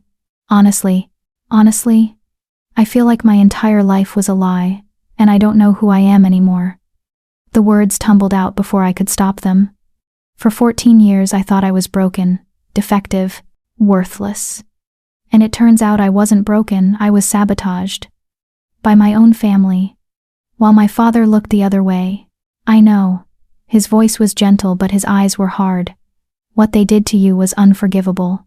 You gave them exile instead of death," I said. "You could have overruled me. You're the king. Why didn't you?" Damien was quiet for a moment, studying me. "Because you asked me not to. Because despite everything they did to you, you chose mercy. That says something about who you are. Kira, something important. Or it says, I'm weak." "No." The word was firm, absolute. Mercy from a position of powerlessness is weakness. Mercy from a position of power is strength. You stood in front of 300 wolves, faced your abusers, and chose to be better than them. That's not weakness, that's courage. I wanted to believe him. Wanted to believe I was strong instead of just tired of fighting. "What happens now?" I asked. "I can't go back to the Ashwood Pack. Even if Marcus is still Alpha, even if they'd take me back, I can't." "You're not going back." Damien leaned forward, his elbows on his knees. "You're staying here, in my territory, under my protection." "As what? Your charity case?" His eyes flashed. "As my mate." The words hung in the air between us, heavy with implication. "We barely know each other," I said weakly. "We have time to fix that." He extended his hand, palm up, an offering. "I'm not asking you to accept the bond today, Kira. I'm not asking you to love me or trust me or even like me. I'm asking you to stay, to heal, to get to know me while you figure out who you are without them in your head." I stared at his hand, rough, scarred, strong. The hand of a warrior and a king, the hand of my mate. Slowly, carefully, I placed my hand in his. The spark was immediate, that electric pulse that made my breath hitch and my heart race. His fingers closed around mine, warm and secure. "Okay," I whispered. "I'll stay." His smile was small but genuine, softening those harsh features into something almost tender. "Good. Now, you need to eat. You haven't had a proper meal in Dr. Chen says probably weeks, based on your physical condition." "The pack meals," I started. "We're probably dosed too," he finished grimly. "Which is why you'll eat food prepared by my personal kitchen staff, who are all vetted and loyal and definitely not trying to poison you." He stood, still holding my hand, and gently pulled me to my feet. My legs were shaky but held. "Can you walk, or should I carry you?" The image of the Alpha King carrying me through his palace made my face heat. "I can walk." "Pity." His eyes glinted with humor. I was rather enjoying the carrying. Was he flirting with me? The Alpha King was flirting with me? He led me out of the room and through hallways that belonged in a magazine spread all elegant architecture and priceless art. Wolves we passed immediately bowed their heads in respect. To him, obviously, but also, I noticed, to me. "Why are they bowing to me?" I whispered. "Because you're with me," he said simply. "Because they can smell the mate bond forming, and because word has spread about what happened last night. You're something of a celebrity now, the suppressed wolf who faced down her abusers in front of the entire kingdom. That's not how I want to be famous, I muttered. Too late. Own it. We reached a small dining room, smaller than the formal ones, he explained, used for private meals. A table was already set with enough food for a small army. My stomach growled loudly. Damien's laugh was low and warm. Sit, eat. I'll answer any questions you have. I sat and started filling my plate, trying not to look too desperate. But the food, moon goddess. The food. Fresh fruit, perfectly cooked eggs, bacon that actually tasted like bacon instead of the sad, limp strips I'd been getting, pastries that melted on my tongue, real coffee, not the instant stuff. I may have moaned a little. Good, Damien asked, amusement clear in his voice. I'm going to marry your chef, I said, around a mouthful of croissant. You're going to marry me, actually. The chef is already mated. I nearly choked. He pounded my back helpfully while I coughed. Too soon? He asked, not sounding sorry at all. Maybe a little. I took a drink of water. You said I could ask questions. Ask away. Why were you investigating my pack? You said last night that you'd been looking into the Ashwood territory for months. Why?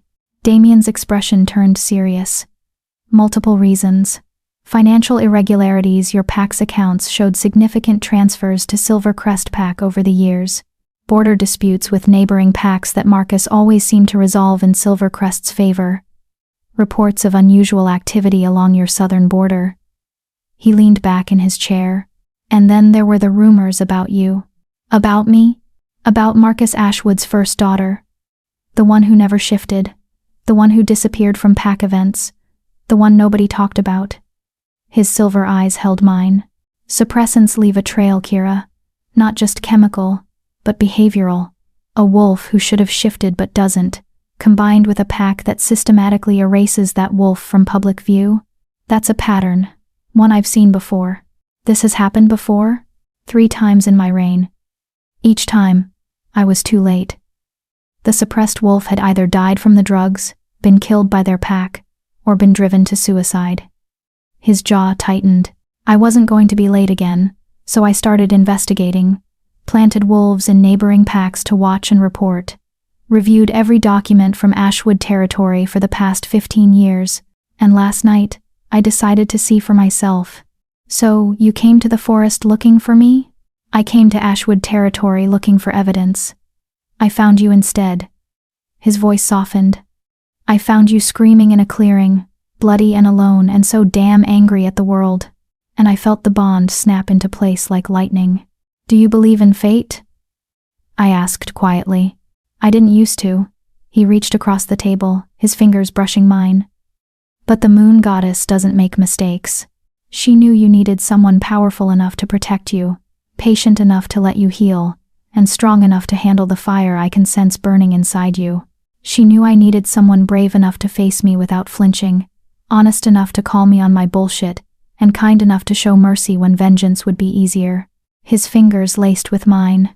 So yes, Kira, I believe in fate. Because fate gave me you. My throat felt tight. I'm not who you think I am. I'm not brave or strong. I'm just surviving. You survived 14 years of abuse and 4 years of systematic poisoning without breaking, he said. You stood in front of 300 wolves and told your truth. You showed mercy to enemies who showed you none. And you're sitting here now, planning to keep fighting even though you're terrified. That's not just surviving, Kira. That's warrior spirit.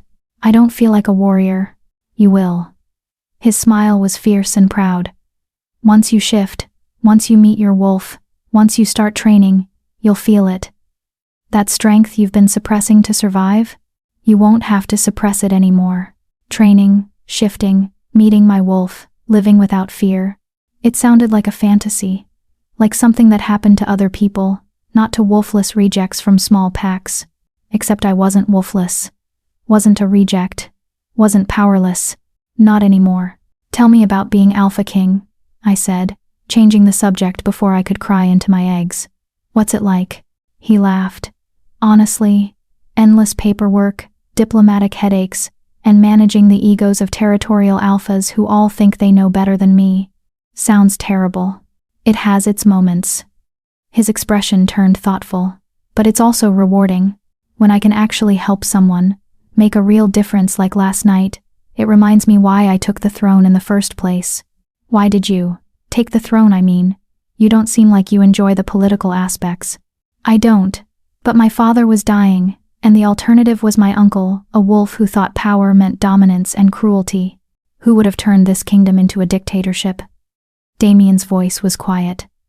So I challenged him for the succession, beat him in single combat in front of the council, and spent the next 8 years cleaning up decades of corruption and establishing new laws to protect wolves like you. How old were you? 22. Same age as you are now. I tried to imagine being 22 and taking on that responsibility. Couldn't. You must have been terrified. Every single day. His admission surprised me. Still am, sometimes. But fear doesn't mean you don't act. It means you act despite the fear. We ate in comfortable silence for a while. I worked my way through an embarrassing amount of food while Damien watched with what looked like satisfaction. What? I asked, catching him staring. You're eating, actually eating, not picking. It's good to see. Your chef is a wizard. I'm pretty sure these pastries contain actual magic. I'll pass along the compliment. He glanced at the clock. Dr. Chen will be back soon to start your first treatment. Until then, would you like to see the territory? Get some fresh air? The thought of going outside, of being seen by more wolves, made my anxiety spike. I don't have any clothes, just these pajamas. Already handled. He stood and offered his hand. I had my assistant pick up some things in your size. They're in your closet. Take your time getting dressed. I'll wait. He left before I could protest, and I found myself back in the gorgeous bedroom with its cloud-like bed. The closet, because of course there was a walk-in closet, was filled with clothes. Not fancy ceremonial dresses, but practical, comfortable things. Jeans that actually fit, soft sweaters, sturdy boots. Everything in my size, everything in colors I actually liked. Someone had paid attention, had cared enough to get it right. I dressed in jeans and a deep green sweater that made my gray eyes look almost silver, brushed my hair, and stared at myself in the mirror. The girl looking back didn't look like a victim, didn't look broken or defeated. She looked like someone who'd survived, who was still standing, like someone who might, someday, be strong. Not yet, I told my reflection, but maybe soon. When I emerged, Damien was waiting in the hallway, and the way his eyes lit up when he saw me made something warm bloom in my chest. Beautiful, he said simply. It's just jeans. I wasn't talking about the clothes. And just like that, I was blushing like a teenager. He led me outside, through gardens that looked like they belonged in a fairy tale. And I felt it, the pull of the earth, the whisper of wild things, the sense of something waiting just beneath my skin. My wolf, trapped but there, patient, strong. I can feel her, I whispered. Damien's hand found mine. Good. Hold on to that feeling. Let it remind you what they tried to take from you, what they failed to take from you. What if I'm not strong enough? When I shift, what if my wolf is weak? What if, Kira? He stopped walking and turned to face me fully. Do you know what suppressants do to wolves who are actually weak? They simply prevent the shift. The wolf never emerges at all. His silver eyes bored into mine. But your wolf? She's been fighting the drugs for years. Fighting to break free. Fighting to protect you. That's not weakness. That's strength beyond measure. How do you know? Because I can feel her too. Through the bond. And she's magnificent. Magnificent. The word settled into my chest like a promise. Maybe I wasn't broken after all. Maybe I never was. Chapter 5. The Wolf Within. 2 weeks passed like a dream I was afraid to wake from.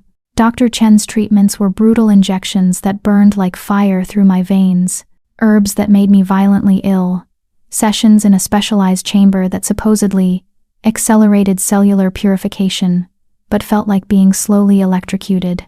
Every day, I'd collapse into bed, feeling like I'd been torn apart and badly reassembled. But every day, I felt her stronger.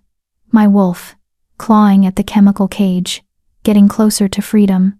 And every day, Damien was there. He sat with me during the worst treatments, holding my hand while I screamed. He carried me back to my room when I couldn't walk.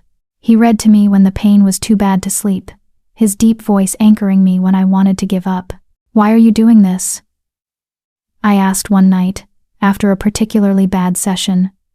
"You're the Alpha King. You have a kingdom to run. Why are you spending hours sitting with me?" He looked up from the book he'd been reading, some ancient text about wolf history that I was pretending to listen to. "Because you're mine to care for. Because the bond demands it. Because I want to." "The bond," I started, "is only part of it," he interrupted gently. "Yes, the mate bond creates a pull, a need to be near you. But Kira, I like you. I like your stubborn refusal to give up. I like how you mock my terrible jokes. I like that you're not impressed by titles or power. I like watching you discover who you are without them in your head." His silver eyes held mine. "The bond brought us together. But I'm choosing to stay." Choosing. The word felt important. Revolutionary even. No one had ever chosen me before. Not really. I'd been tolerated, controlled, used. But chosen? Wanted? That was new. "I like you too," I admitted, my voice small. "You're bossy and overprotective, and you have terrible taste in books. This is a classic, but you're also kind. Patient. You listen when I talk. You don't make me feel small." I looked down at my hands. "I'm not ready for the mate bond. Not ready for everything that means. But I'm glad it's you." His smile was soft and genuine. "That's enough. For now, that's more than enough." The third week brought changes I couldn't ignore. My senses sharpened.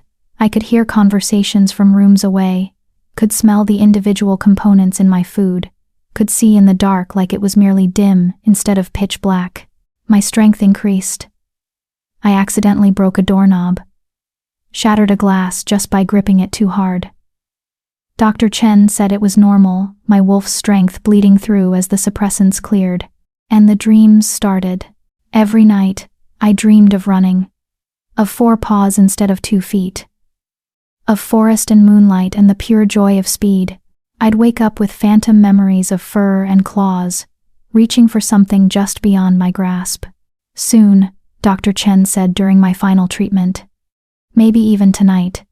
The full moon rises at midnight. Your wolf is going to answer it. Tonight." My first shift, after years of waiting, of believing it would never happen. Tonight I'd finally meet her. I was terrified. What if something goes wrong? I asked Damien for the 100th time as evening approached. What if the drugs damaged something? What if I shift and can't shift back? What if you're magnificent?" He interrupted, pulling me into his arms. We'd gotten more comfortable with casual touch over the past weeks, nothing inappropriate, but small things. Hand-holding. Hugs.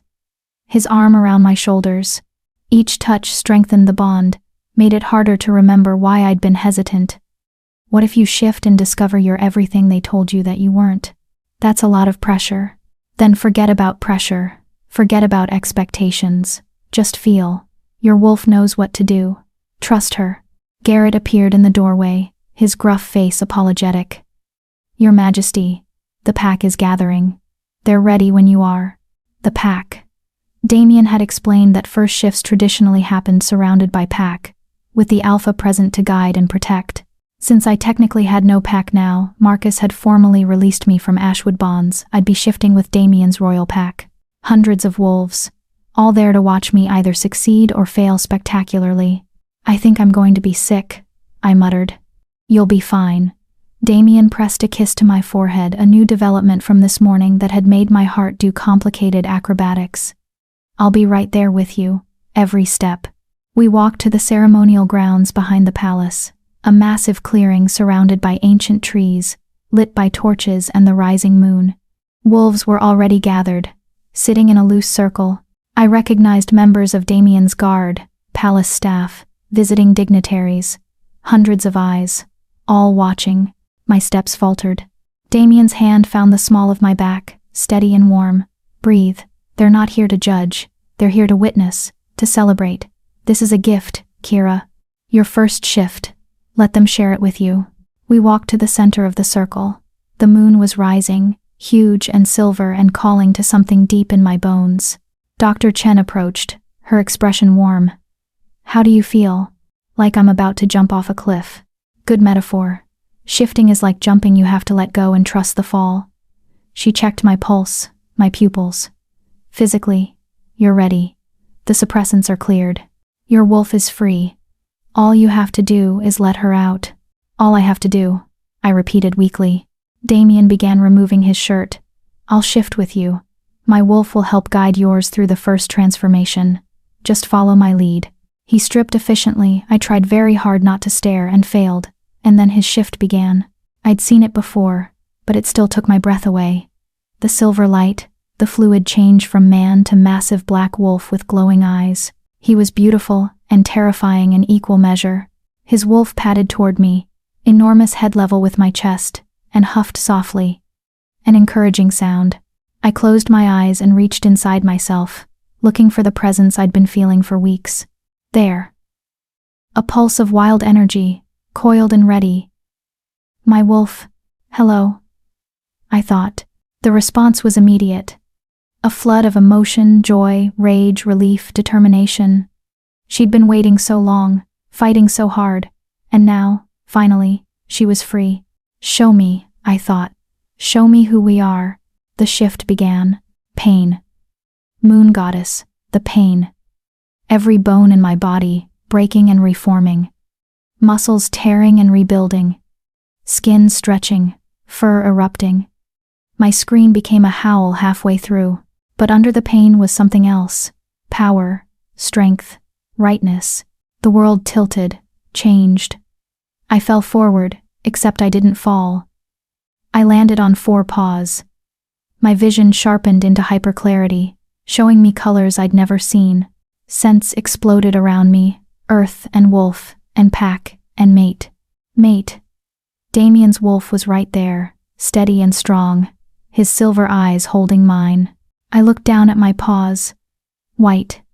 Pure white fur covering powerful legs. I twisted, trying to see myself a flash of white tail, the sense of size and strength. Look at you, a voice said in my mind. Damien's voice, but deeper. His wolf. Beautiful, powerful, perfect. The pack erupted in howls, celebration, welcome, joy. The sound washed over me like a blessing. I'd done it. I'd shifted. I had a wolf. I was whole. My wolf wanted to run, needed to run. Years of being caged demanded release. Damien's wolf understood. He turned and bolted toward the tree line, and I followed without thinking. Running on 4 legs was instinct, natural as breathing. My powerful muscles ate up the ground. The forest blurred past, wind in my fur, earth under my paws, the moon lighting my path. Free. I was finally, beautifully free. Damien's wolf ran beside me, matching my pace, guiding me through the territory. Other wolves joined us, his guards, his pack, until we were a river of fur and power flowing through the moonlit forest. This was what I'd been missing. This connection, this wildness, this belonging. We ran for what felt like hours, the pack flowing around us like a living tide. I'd never felt so alive, so powerful, so right. Every stride was joy. Every breath was freedom. Eventually, we slowed to a stop in a moonlit clearing beside a silver lake. The water reflected the full moon perfectly, creating 2 moons, one above, one below. Damien shifted back to human form. I tried to follow. Nothing happened. I focused, reaching for that human shape, but my wolf wasn't ready to let go yet. Panicked, I tried harder. My wolf dug in, refusing. Easy. Damien's voice in my mind, calm and soothing. First shifts can be tricky. Your wolf has been suppressed for so long. She's reluctant to give up control. Don't fight her, coax her, promise her you'll shift again soon. I stopped fighting and started negotiating with myself, which felt insane, but it worked. Slowly, carefully, my wolf agreed to retreat. The shift back was less painful but more disorienting. Suddenly I was human again, naked in the moonlight, with Damien very deliberately keeping his eyes on my face. He pulled off his shirt, when had he put clothes back on, and handed it to me. I pulled it over my head gratefully. It hung to mid-thigh, smelling like him, warm from his body. "You did it," he said, his voice rough with emotion. "Moon goddess, Kira, you were magnificent. A white wolf. Do you know how rare that is? Is that good? Good?" His laugh was incredulous. "It's extraordinary. White wolves appear maybe once a generation. They're said to be blessed by the moon goddess herself. Powerful beyond measure, destined for greatness." "I don't want to be destined for greatness," I said, suddenly overwhelmed. "I just wanted to be normal, to have a wolf, to belong." "You'll never be normal, Kira." He moved closer, his hands cupping my face. "You're a white wolf. That makes you rare, special, important. The pack, the entire kingdom is going to expect things from you now." The weight of his words settled over me like a heavy cloak. "What kind of things?" "Leadership, power, strength." His thumbs brushed my cheekbones. "But you don't have to face it alone. I'll be with you. Every step." Before I could respond, a howl cut through the night. Not celebratory. Warning. Damien's entire body went rigid. "That's the perimeter patrol. Something's wrong." Other wolves emerged from the forest, Garrett in human form, pulling on pants, his face grim. "Your Majesty, we have a situation. Rogues on the southern border. At least 20 of them, organized and armed. They're demanding to speak with you." Garrett's eyes flicked to me. "Specifically, they're demanding to speak with the White Wolf. They say they have information about more suppressed wolves. And they say if you don't come, people will die." My blood ran cold. "It's a trap." "Probably," Damien agreed, his expression hardening into something dangerous. "But if there's even a chance they're telling the truth, if there are more wolves being suppressed, we have to go." I finished. "Not we. Me." His voice carried alpha command. "You just had your first shift. You can barely control your wolf yet. You're not ready for combat. If they're asking for the White Wolf specifically, they want me there for a reason." I straightened, meeting his eyes. "I'm going. Kira, you said we're partners. You said I'd never face things alone. That goes both ways, Damien." I pulled his shirt tighter around me. "Besides, if they want to use me as bait, let them try. I'm not the helpless victim anymore. I'm a white wolf. Let's show them what that means." Garrett made a choking sound that might have been approval or concern. Damien stared at me for a long moment. Then, slowly, his lips curved into a fierce, proud smile. "All right, my white wolf, let's go show them exactly what you've become." His expression turned deadly serious. "But if things go wrong, if I tell you to run, you run. Understood?" "Understood," I lead. Because if things went wrong, I wasn't running anywhere. I'd spent years running, hiding, making myself small. Those days were over. Chapter 6. The Rogue's Truth. We didn't have time for me to get proper clothes. Garrett threw me a pair of someone's spare sweatpants and a jacket that swallowed me whole. I looked ridiculous, oversized clothes. Bare feet, hair wild from shifting, but I didn't care. 20 rogues on our border wasn't just a random attack. It was organized, deliberate, and they wanted me specifically. The question was why. We moved fast, Damien's elite guard forming a protective formation around us as we headed south. Some stayed in wolf form for speed and combat readiness. Others remained human to communicate and strategize. I stayed human because I wasn't confident I could shift back quickly if needed. My wolf was still too new, too eager, too unpredictable. "Talk to me about rogues," I said to Garrett as we half ran through the forest. "I thought they were just lone wolves who left their packs." "Most are," Garrett replied, his voice steady despite the pace. "But organized rogue bands? Those are different. Usually led by exiled wolves with grudges. Sometimes they're mercenaries wolves who'll do anything for the right price." His expression darkened. 20 rogues working together? That takes serious leadership and serious motivation. Or serious desperation, Damien added. If they really do have information about suppressed wolves, they might be trying to bargain for something. Like what? Asylum, territory rights, pardons for past crimes. Damien's jaw was tight. Or it's a trap designed to kill or capture you. The white wolf who exposed suppressant use in a major pack. You made enemies, Kira. Powerful enemies who might want you silenced. The thought sent ice down my spine.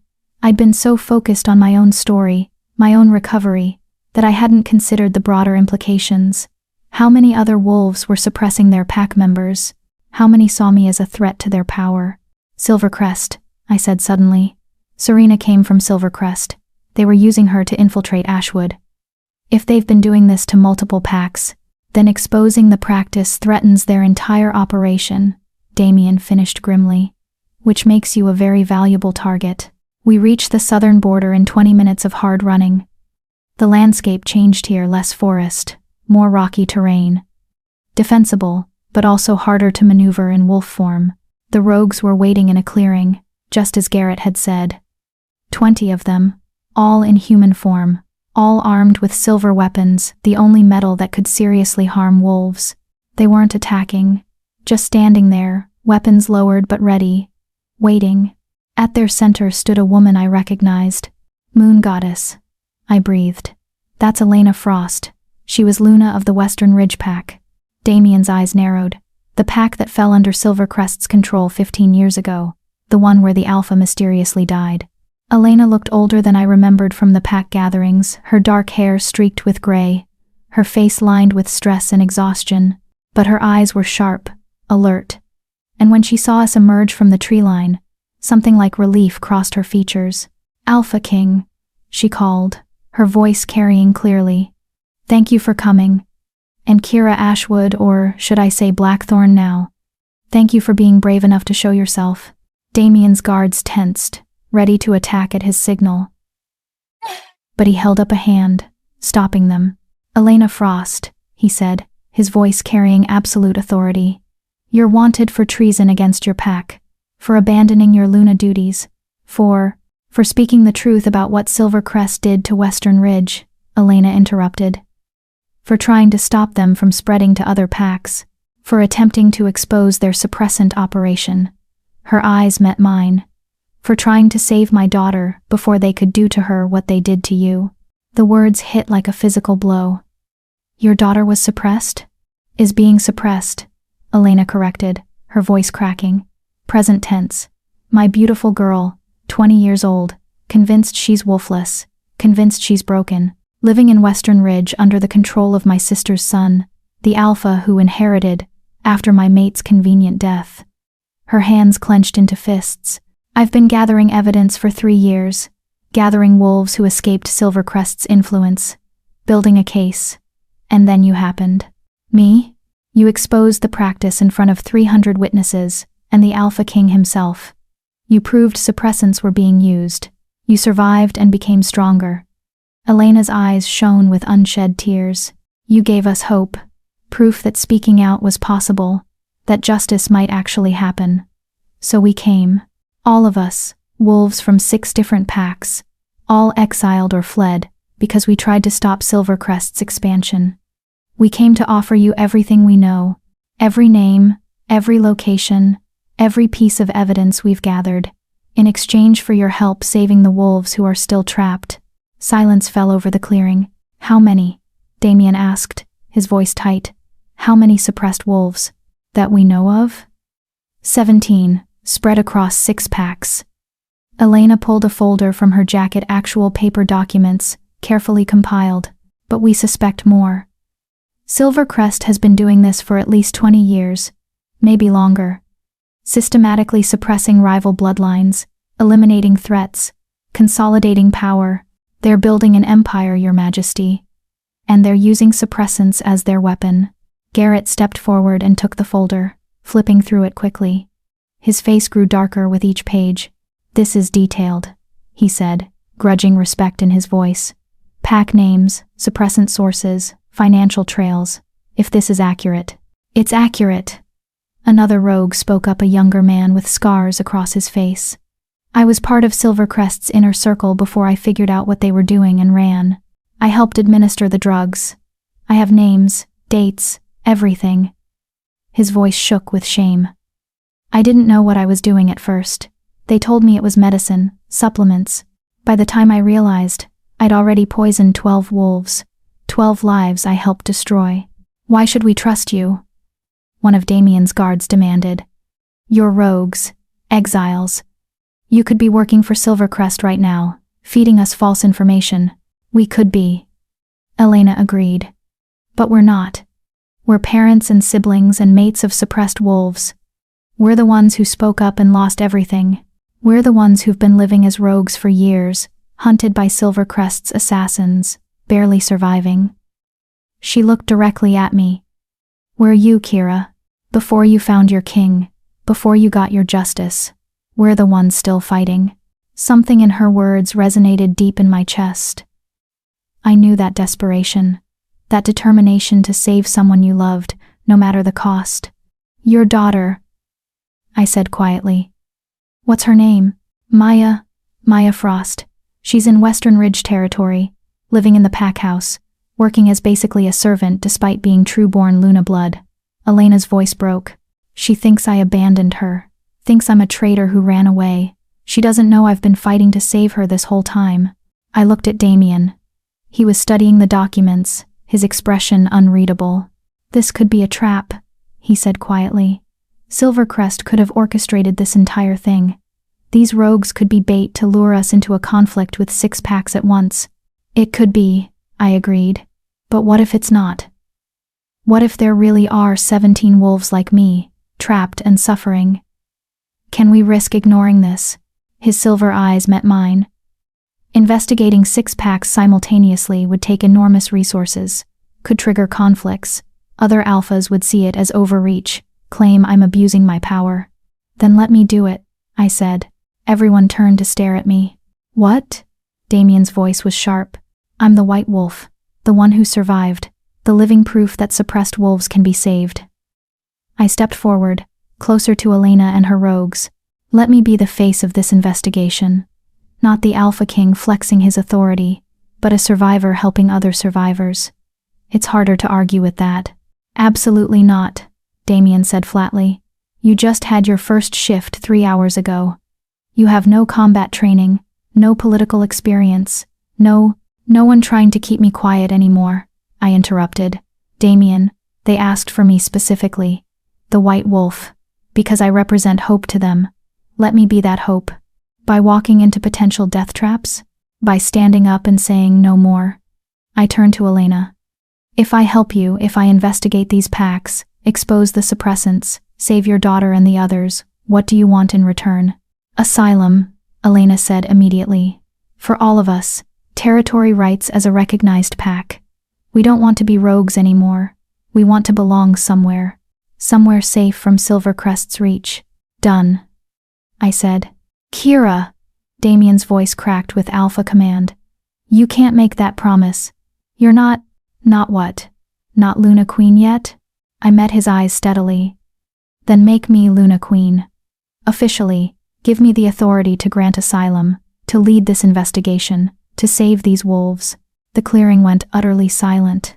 Damien stared at me like I'd grown a second head. You're asking me to fast-track our mating ceremony so you can immediately throw yourself into danger. I'm asking you to trust me, to believe I'm strong enough for this. I moved closer, lowering my voice so only he could hear. You said I was destined for greatness, that the moon goddess chose me for this. Let me live up to that destiny. Let me be the Luna Queen who fights for the powerless. Isn't that what you wanted? A partner who would help you change the kingdom? His jaw worked. I could see the war in his eyes, the alpha who wanted to protect me versus the king who knew I was right. 3 conditions, he said finally. First, you train with Garrett every day. Combat, strategy, everything. You don't go into any pack territory until you can defend yourself. Agreed. Second, you never go alone. My guards accompany you everywhere. If they say it's too dangerous, you listen. Agreed. Third, his hand cupped my face, his thumb brushing my cheek. You accept the mate bond fully. No more hesitation. Because if you're going to be Luna Queen, if you're going to put yourself in danger for this cause, I need to know you're completely mine. That the bond is strong enough to keep you safe. That if something happens, I can find you anywhere. The weight of what he was asking settled over me. Full mate bond acceptance meant complete connection. Our wolves would be permanently linked. our lives intertwined. I'd feel his emotions, he'd feel mine. We'd be truly, irrevocably mated. It was everything I'd been afraid of. It was also exactly what I needed. Yes, I said. To all of it. His kiss was claiming, possessive, fierce.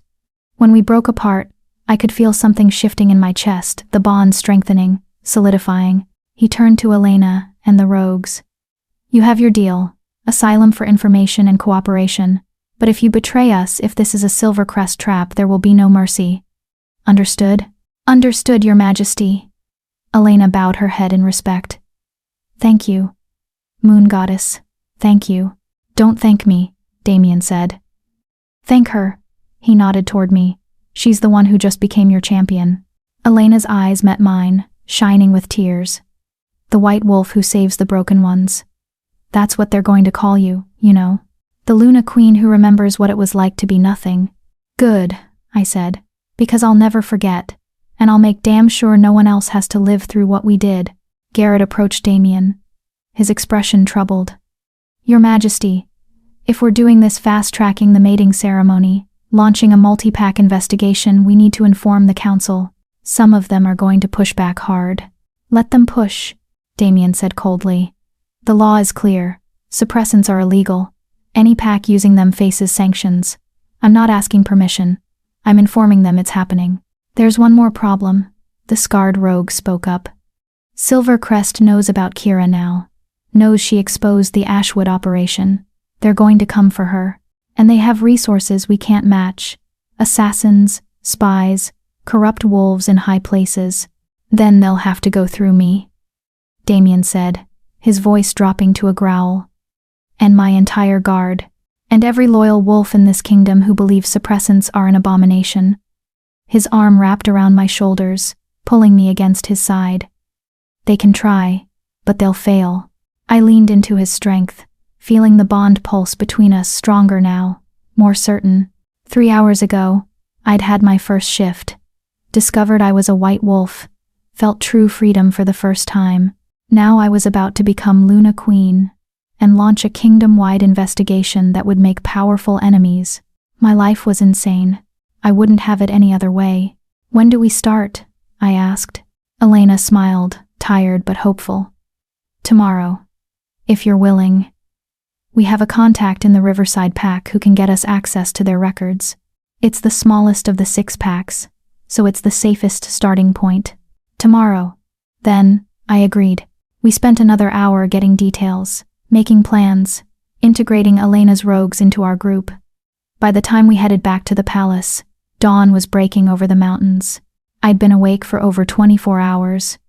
I'd had my first shift, run with a pack, met dangerous rogues, and committed to becoming Luna Queen ahead of schedule. I should have been exhausted. Instead, I felt alive. You realize you just volunteered for a war, Damien said as we walked, his hand warm in mine. I survived 4 years of being slowly poisoned, I replied. I can handle whatever Silvercrest throws at me. That's not what worries me. He stopped, pulling me around to face him. What worries me is that you're so used to pain, so accustomed to sacrifice, that you don't value your own safety. You'd throw yourself into fire to save someone else without hesitation. Is that a bad thing? It's a terrifying thing, for someone who loves you. His forehead pressed against mine. Promise me you'll be careful. Promise me you won't take unnecessary risks. Because Kira, if something happened to you, if I lost you, you won't, I interrupted, my hands coming up to frame his face. Because I have something I didn't have before. Something worth fighting for. Worth staying alive for. What's that? You, us, this future we're building. I smiled. I'm not that girl in the forest anymore, Damien. I'm not looking for ways to disappear. I'm looking for reasons to stay. And I found one. His kiss was soft this time, tender, full of promise and hope and fear and love all tangled together. When we finally made it back to the palace, Dr. Chen was waiting with her arms crossed and a disapproving expression. You were supposed to rest after your first shift, she said sternly. Instead, you ran off to confront rogues, negotiate asylum, and apparently agree to become Luna Queen immediately. It's been an eventful night, I admitted. Sit, Both of you. She pointed to chairs in her medical office. I need to check Kira's vitals after that shift, and I need to lecture you both about proper post-transformation rest protocols. We sat obediently while she fussed over me, checking my temperature, my heart rate, examining my joints for shift damage. Physically, you're fine, she said grudgingly. Better than fine, actually. Your wolf is strong, and the shift was clean. But Kira, her expression softened. Your body has been through tremendous trauma. The suppressants, the treatments, now your first shift and all this stress. You need rest, real rest, or you're going to collapse, mate bond or no mate bond. After the mating ceremony, I promised. After we start the investigation. After. Now, Damien interrupted. Dr. Chen is right. You need rest. We'll do the ceremony tomorrow night, full moon again. Perfect timing. Today, you sleep. But that's an order from your alpha, he said, his voice carrying that command I couldn't refuse. My wolf, exhausted and satisfied after her first real run, agreed completely. Suddenly, I could barely keep my eyes open. Fine, I mumbled. But tomorrow, you become my Luna Queen, Damien said, scooping me into his arms like I weighed nothing. Tomorrow, we make it official. Tomorrow, we start changing the kingdom. He carried me to my room, our room soon, I realized with a flutter of nerves and excitement, and laid me on the cloud-like bed. Sleep, my white wolf, he murmured, brushing hair from my face. When you wake, your new life begins. I wanted to say something profound, something meaningful about how far I'd come or how grateful I was. Instead, I fell asleep mid-thought, exhausted and happy and whole. Chapter 7. Luna Queen. I woke to sunlight streaming through windows, and the smell of food that made my stomach growl aggressively. For a blissful moment, I just lay there, warm and comfortable and safe. Then memory crashed back and I bolted upright. Tonight. The mating ceremony was tonight. I was becoming Luna Queen tonight. Easy, a familiar voice said. Damien sat in a chair by the window, reading, always reading. He looked up with a soft smile. You've been asleep for 14 hours. Dr. Chen said to let you rest as long as you needed. 14 hours? I stared at him. Have you been sitting there the whole time? Most of it. I had some council meetings this morning. They were spirited. His expression turned wry. Turns out, announcing you're fast-tracking a mating ceremony and launching a kingdom-wide suppressant investigation doesn't go over well with certain conservative alphas. How spirited are we talking? 3 council members demanded your background be investigated. 2 suggested you might be a Silvercrest plant. 1 actually had the audacity to say, a white wolf mating a king was unnatural and defying tradition. His eyes flashed silver. I may have reminded them that tradition also says the Alpha King's word is law, and anyone questioning my mate is questioning me. I winced. I'm causing you political problems already. You're forcing necessary changes. There's a difference. He stood and moved to the bed, sitting on the edge. Besides, half the council is thrilled. The younger alphas especially, they see you as proof that the old guard's power is breaking. That merit matters more than bloodline. No pressure, then. His laugh was warm. Speaking of pressure, Elena's rogues have been integrated into the guard barracks. Garrett's been interviewing them all morning, verifying their information. It checks out, Kira. All of it. Names, locations, financial records. Silvercrest has been running a suppressant operation for at least 20 years. 20 years. How many wolves had suffered? How many had died believing they were broken? We start with Riverside Pack tomorrow, I said. It wasn't a question. After you've trained with Garrett. After you've learned basic combat and defensive strategies. After I'm Luna Queen and you can't order me around anymore? I interrupted with a small smile. Being Luna Queen doesn't mean I stop worrying about you. His hand cupped my face. If anything, it makes it worse. Because now you have official authority to throw yourself into danger. Good thing you'll be there to pull me out. Always. He leaned in and kissed me, soft and sweet. When he pulled back, his expression turned more serious. The ceremony is at midnight. Full moon, traditional timing. The council will attend, along with every alpha in the region and most of the royal pack. It's going to be formal, public, and political. Sounds terrifying. It is, but you've faced worse. He stood, offering his hand. Come on. You need to eat. And then you have appointments. Appointments. Luna Queen preparation, dress fitting, etiquette briefing, ceremony rehearsal. At my expression, he laughed. Did you think you'd just show up and wing it? I was hoping? Not a chance. You're about to become the second most powerful wolf in the kingdom. There are protocols. The next hours were a whirlwind of activity that made my head spin. First was breakfast, a massive meal that I devoured while Garrett briefed me on basic self-defense concepts. We'll start real training tomorrow, he said. But tonight, I need you to know 3 things. How to break a hold, how to dodge, and how to use your claws if shifted. He demonstrated on a very patient guard, while I ate pastries and tried to memorize the movements. Next was the dress fitting. A team of seamstresses had created something that made me actually gasp when I saw it. The dress was white, of course, but not the heavy, traditional style I expected. It was lighter, more modern, with intricate silver embroidery that caught the light like moonbeams. The back was open, designed to tear away easily if I needed to shift in an emergency. For a Luna Queen who fights, the head seamstress said with approval. Beautiful and practical. The etiquette briefing was taught by an elderly wolf named Margot who'd served 3 previous Luna Queens. She taught me how to stand, how to speak, how to acknowledge different ranks during the ceremony, how to accept the pack's submission without looking weak, how to project authority while remaining approachable. You're the white wolf, she said, adjusting my posture.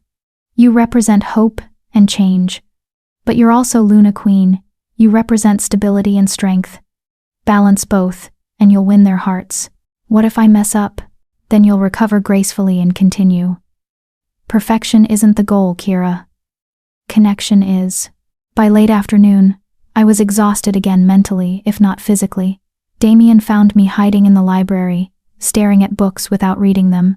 Having second thoughts? He asked gently. 10th and 11th thoughts, I admitted. I don't know how to be a queen, Damien. I barely know how to be a regular wolf. What if I'm terrible at this?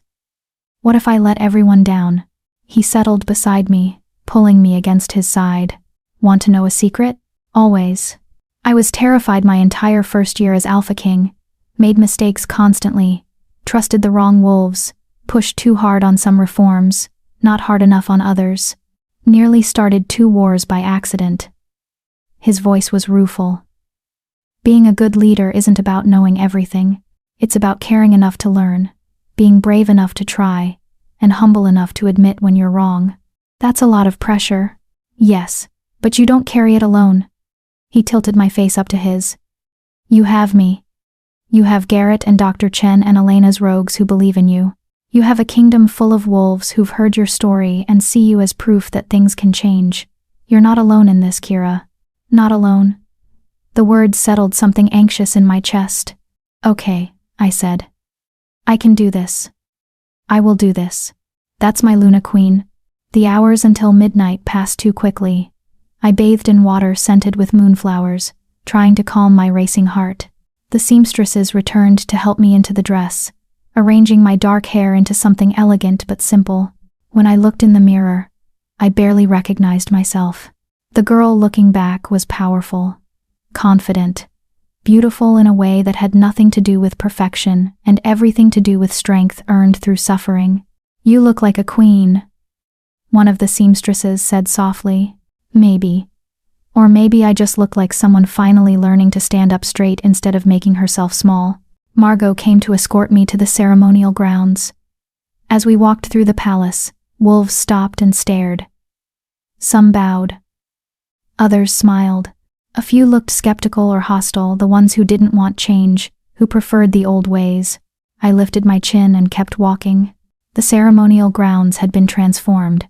Thousands of white flowers created a path to the center of the clearing. Torches burned silver, special flames treated with something that made them glow like moonlight, and wolves, hundreds of them, formed a massive circle, all facing the center where Damien waited.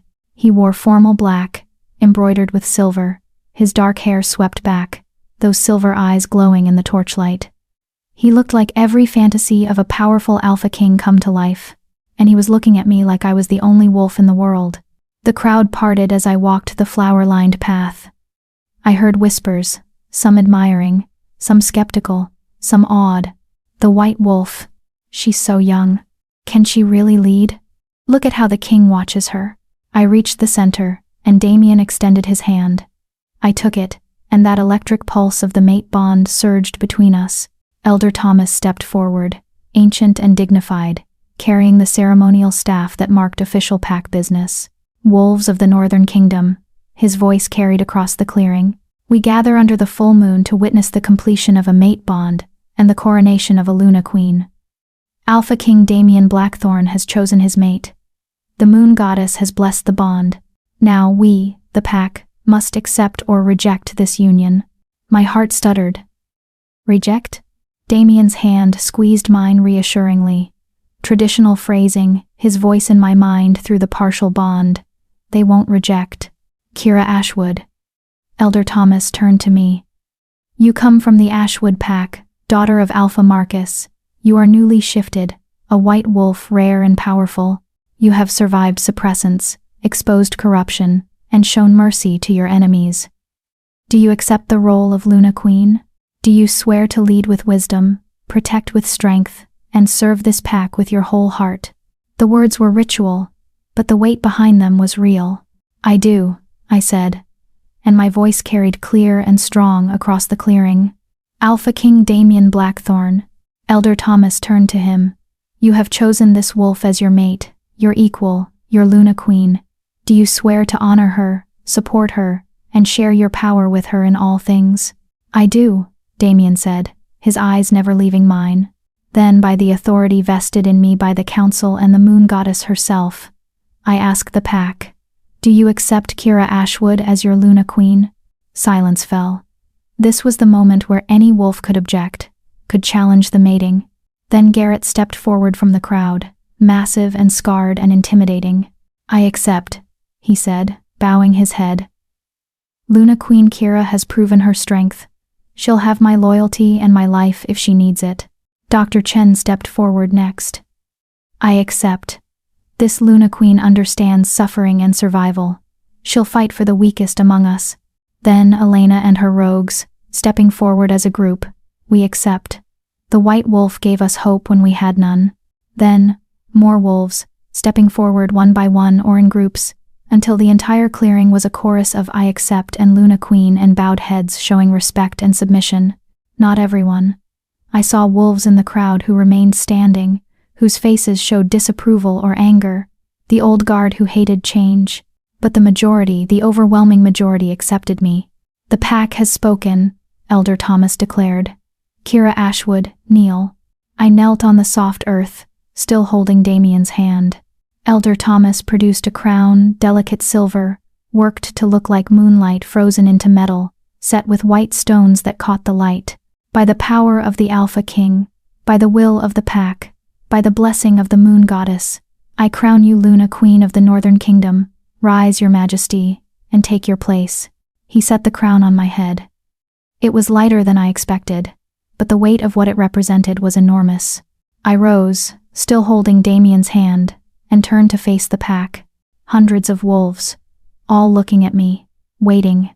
Now comes the bond, Elder Thomas said. The final connection. Alpha King, Luna Queen, complete your mating. Damien turned to me, his hands framing my face. This is it, he said softly. The moment the bond becomes permanent. Unbreakable. Our souls, our wolves, permanently connected. Are you ready? Was I ready to tie myself forever to this man, to this role, to this future? I thought about the girl I'd been 3 weeks ago. Alone. Broken. Convinced she was worthless. I thought about the white wolf I'd become.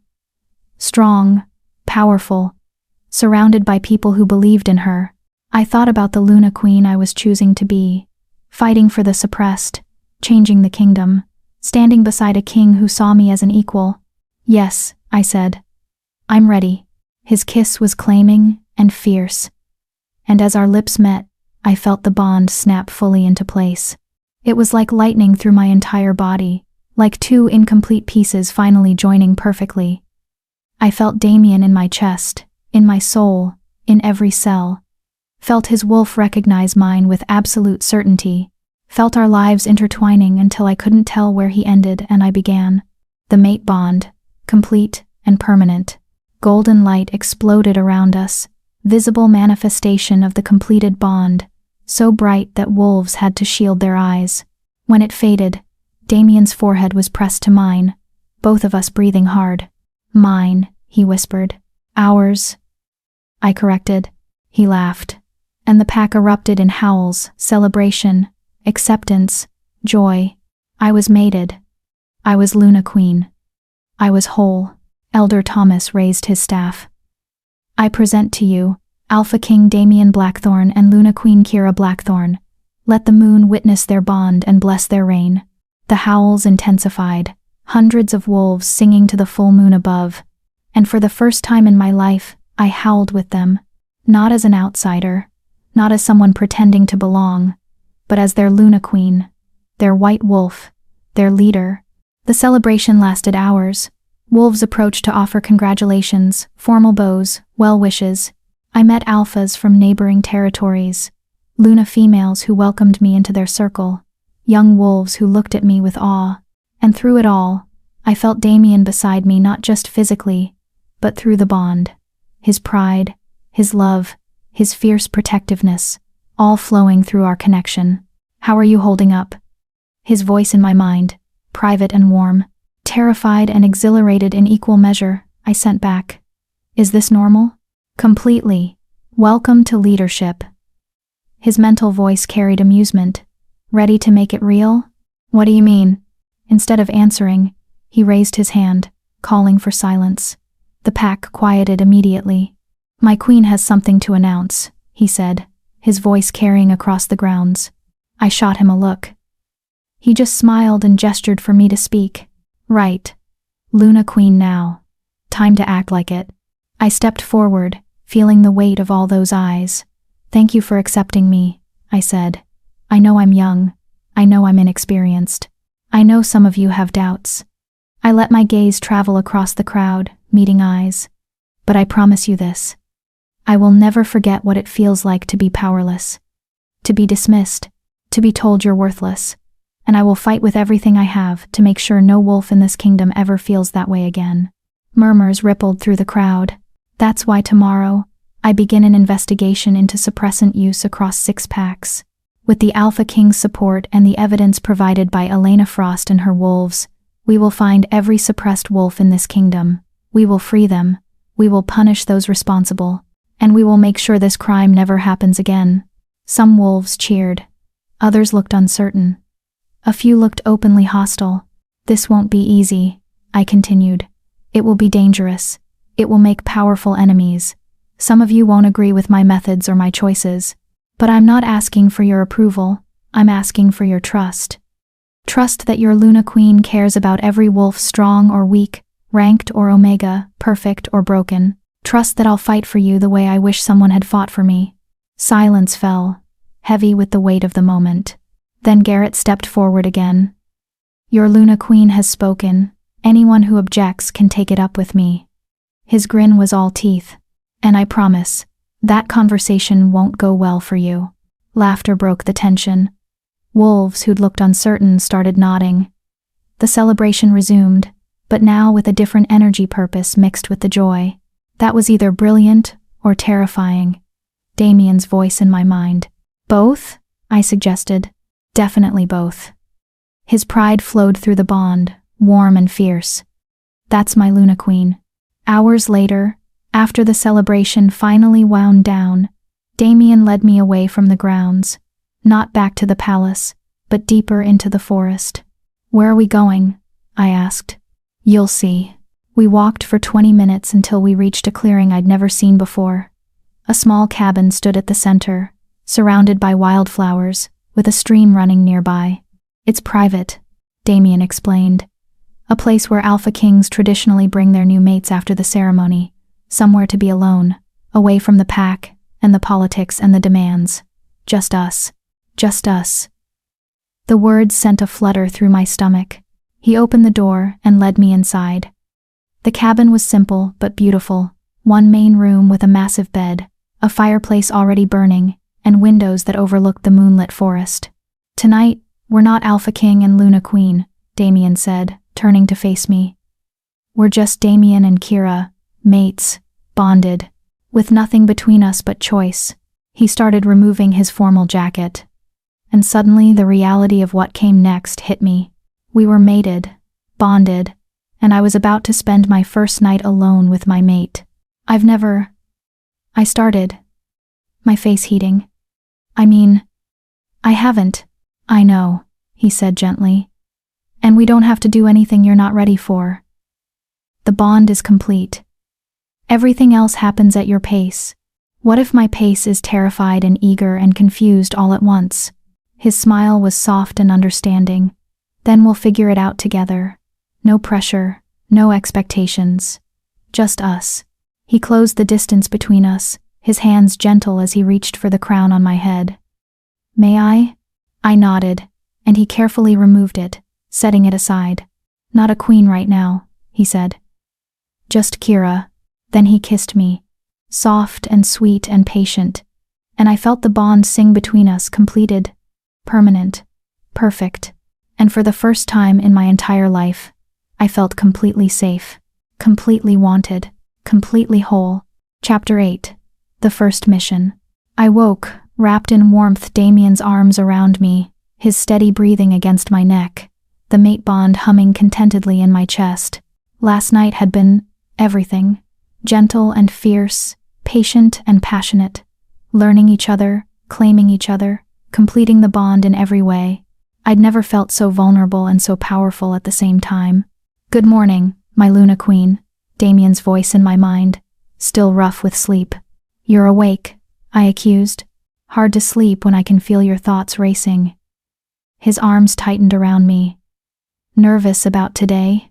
Today, Riverside Pack, my first real mission as Luna Queen, the investigation that would either prove I was capable of this role or expose me as a fraud who'd gotten lucky. Terrified, I admitted through the bond. What if I mess this up? What if I can't help them? What if... His lips pressed against my shoulder, silencing the spiral of doubts. "You're going to be brilliant, and you won't be alone. I'll be there. Garrett will be there. Elena knows the territory. We're a team, Kira. You don't have to be perfect, just present." Present. I could do present. We returned to the palace as the sun rose, slipping through quiet hallways to avoid the knowing looks from guards who definitely knew what new mates did on their bonding night. My face was probably permanently red. Garrett was waiting in the training room, looking disgustingly awake for this early. "Luna Queen," he greeted with a bow that was only slightly mocking. "Ready for your crash course in not dying?" "Good morning to you too," I muttered. What followed was 2 hours of the most intense physical activity I'd ever experienced. Garrett taught me how to block, dodge, strike, vulnerable points, how to use my smaller size as an advantage, how to shift quickly in an emergency, which I failed at repeatedly. My wolf still too new, too unpredictable. "You're thinking too much," Garrett said, after my 5th failed attempt. "Your wolf isn't separate from you, she is you. Stop asking permission and just let go." Easy for you to say. You've been shifting for decades, and you've been suppressed for years. Your wolf has trust issues. He softened slightly. She doesn't trust that she won't be caged again. You need to prove to her, to yourself, that shifting is safe now, that no one's going to take her away again. His words hit deeper than I expected. My wolf did have trust issues. So did I.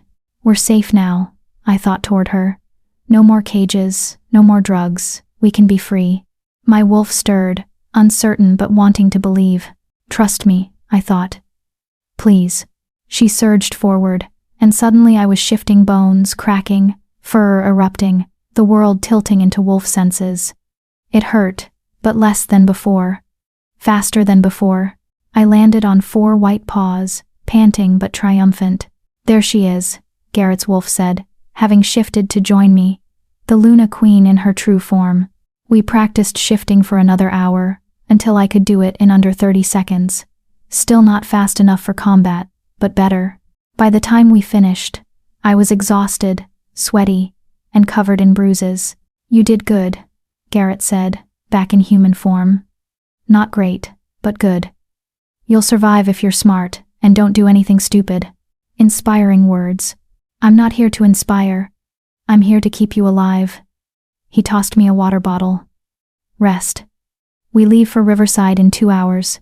I showered quickly and changed into practical clothes, jeans, boots, a jacket that could tear away easily for shifting. Dr. Chen appeared with another bottle of supplements. For strength and healing, she explained. Your body is still recovering from years of suppressants. These will help. Will I ever be normal? I asked quietly.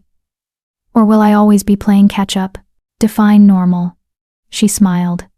You're a white wolf, Kira. You were never going to be normal. But yes, within a few months, your body will fully stabilize. The damage from the suppressants will be permanent but manageable. You'll be strong, possibly stronger than wolves who never faced what you did. Adversity builds resilience. I hoped she was right. Damien found me in our rooms. Our rooms now. I was still getting used to that, reviewing the files on Riverside Pack. Alpha, Jonathan Reed, I read aloud. 52 years old, took over from his father 20 years ago. Small pack, only 40 wolves. Territory borders, Silver Crest. And according to Elena's intelligence, he has 3 suppressed pack members, including his own nephew. His nephew, Damien repeated, reading over my shoulder. That's either incredibly cruel or suggests Jonathan doesn't know. Or he knows and can't stop it because Silver Crest has leverage over him. I flipped through more pages. Riverside is the smallest pack, the weakest. Perfect target for Silver Crest's expansion, which makes it the perfect starting point for us. Small enough to investigate thoroughly, but not so insignificant that other packs won't notice what we find. Damien's hand found mine. Are you ready for this? Was I? Ready to walk into a strange pack, accuse them of crimes, potentially expose corruption that could destroy lives? No. Absolutely not. Yes, I said anyway. Let's go save some wolves. The convoy that left the palace was smaller than I expected. Just 2 vehicles. Damien, me, Garrett, and 4 guards in one. Elena and 3 of her former rogues in the other. We're not going in heavy-handed, Damien explained as we drove. This is a Luna Queen's mission, not a military operation. We investigate, gather evidence, offer help. If Jonathan cooperates, this goes smoothly. If he doesn't, his expression hardened. Then we escalate. Riverside territory was beautiful rolling hills covered in forests, with a river running through the center that gave the pack its name.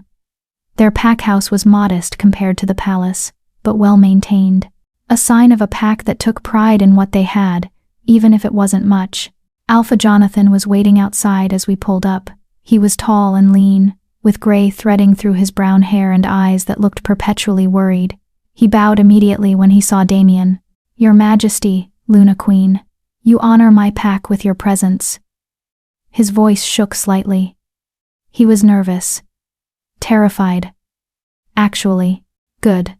That meant he knew why we were here. Alpha, Jonathan, Damien greeted formally.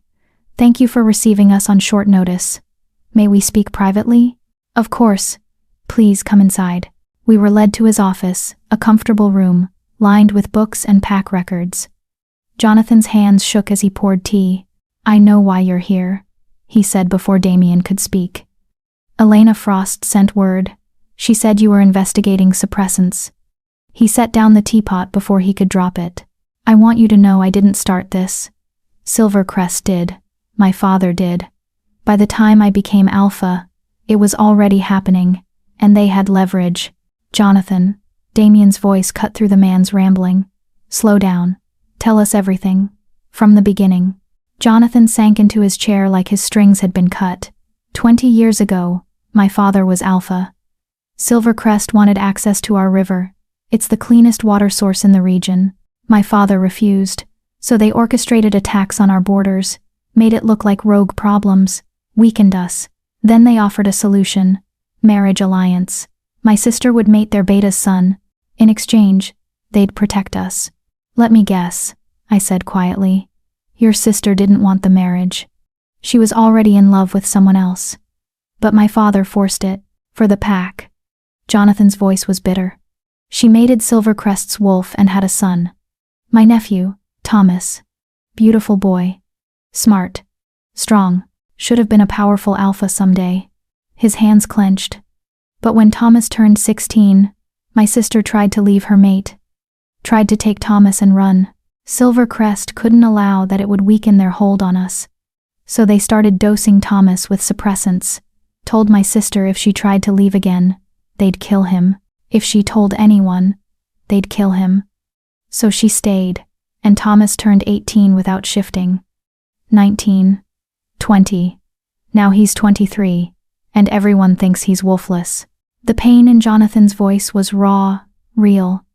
This wasn't a willing participant in Silvercrest's schemes. This was a trapped alpha watching his family suffer. Where's your sister now? Damien asked. Dead. Suicide, 2 years ago. Couldn't live with what they'd done to her son anymore. Jonathan's voice broke. And I inherited this mess. Silvercrest told me I could either continue the suppressants, or they'd kill Thomas outright and absorb my entire pack. What was I supposed to do? You were supposed to come to me, Damien said, his voice hard but not unkind. I'm your king. I could have helped. Silvercrest said if I contacted you, Thomas would die before you could investigate. They have wolves in your palace, your majesty. Spies. They'd know immediately if I reached out. Jonathan looked at me with desperate hope. But then the white wolf exposed Ashwood. Proved suppressants could be stopped. Proved the king would protect suppressed wolves.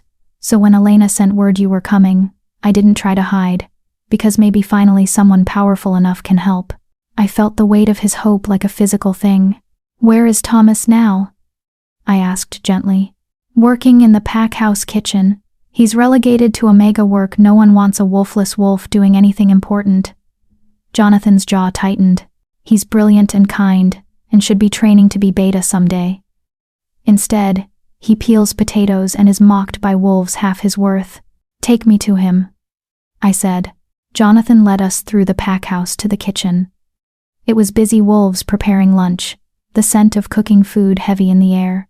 And there, in the corner, was a young man who looked so much like Jonathan, it was unmistakable. Thomas Reed was thin, too thin, with dark circles under his eyes and hands that moved with practiced efficiency as he chopped vegetables. His shoulders were hunched, his head down, the body language of someone trying to be invisible. I knew that posture. I'd perfected it myself. Thomas, Jonathan called gently. The young man looked up, and I saw his eyes, beautiful green eyes filled with resignation and buried pain. He saw his alpha, then saw Damien and me, and immediately moved to bow. Your Majesty, Luna Queen, forgive my appearance. I wasn't informed we had royal visitors. Or I would have— You would have what? I interrupted, moving closer. Made yourself more presentable? Tried to hide? His eyes widened with confusion and fear.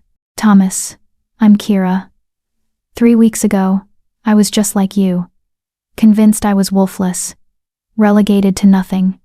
Treated like an embarrassment by my pack. I stopped directly in front of him. Except I wasn't wolfless. I was suppressed. Deliberately poisoned for years to keep me from shifting. Understanding dawned in his eyes. Then denial. No. I'm really wolfless. The doctors said. The doctors were told what to say, Jonathan said, his voice heavy with regret. Thomas, I'm so sorry.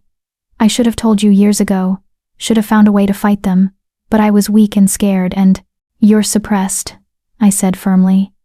Not broken. Not defective. Suppressed.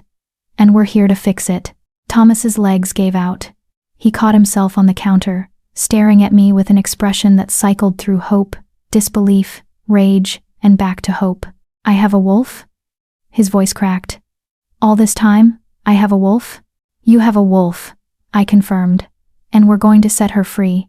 Him, Thomas whispered. Set him free. I've always imagined my wolf is male, strong and protective and everything I couldn't be. Then him, I agreed. We'll set him free, Thomas, I promise. Dr. Chen stepped forward with her medical bag. I need to run tests, confirm the suppressants, start treatment. Thomas, is there somewhere private we can work? Jonathan immediately offered a room, and we moved as a group. Thomas, Dr. Chen, Jonathan, Elena, and me. Damien and Garrett stayed behind to question other pack members, gathering evidence about Silvercrest's operation. Dr. Chen drew blood, while Thomas sat rigid with tension.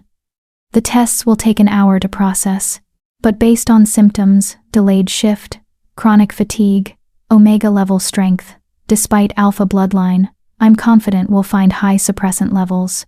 How long until I can shift? Thomas asked, his voice desperate. Days? Weeks? With intensive treatment? 2 to 3 weeks. Your first shift should happen by the next full moon. Doctor. Chen's expression was kind.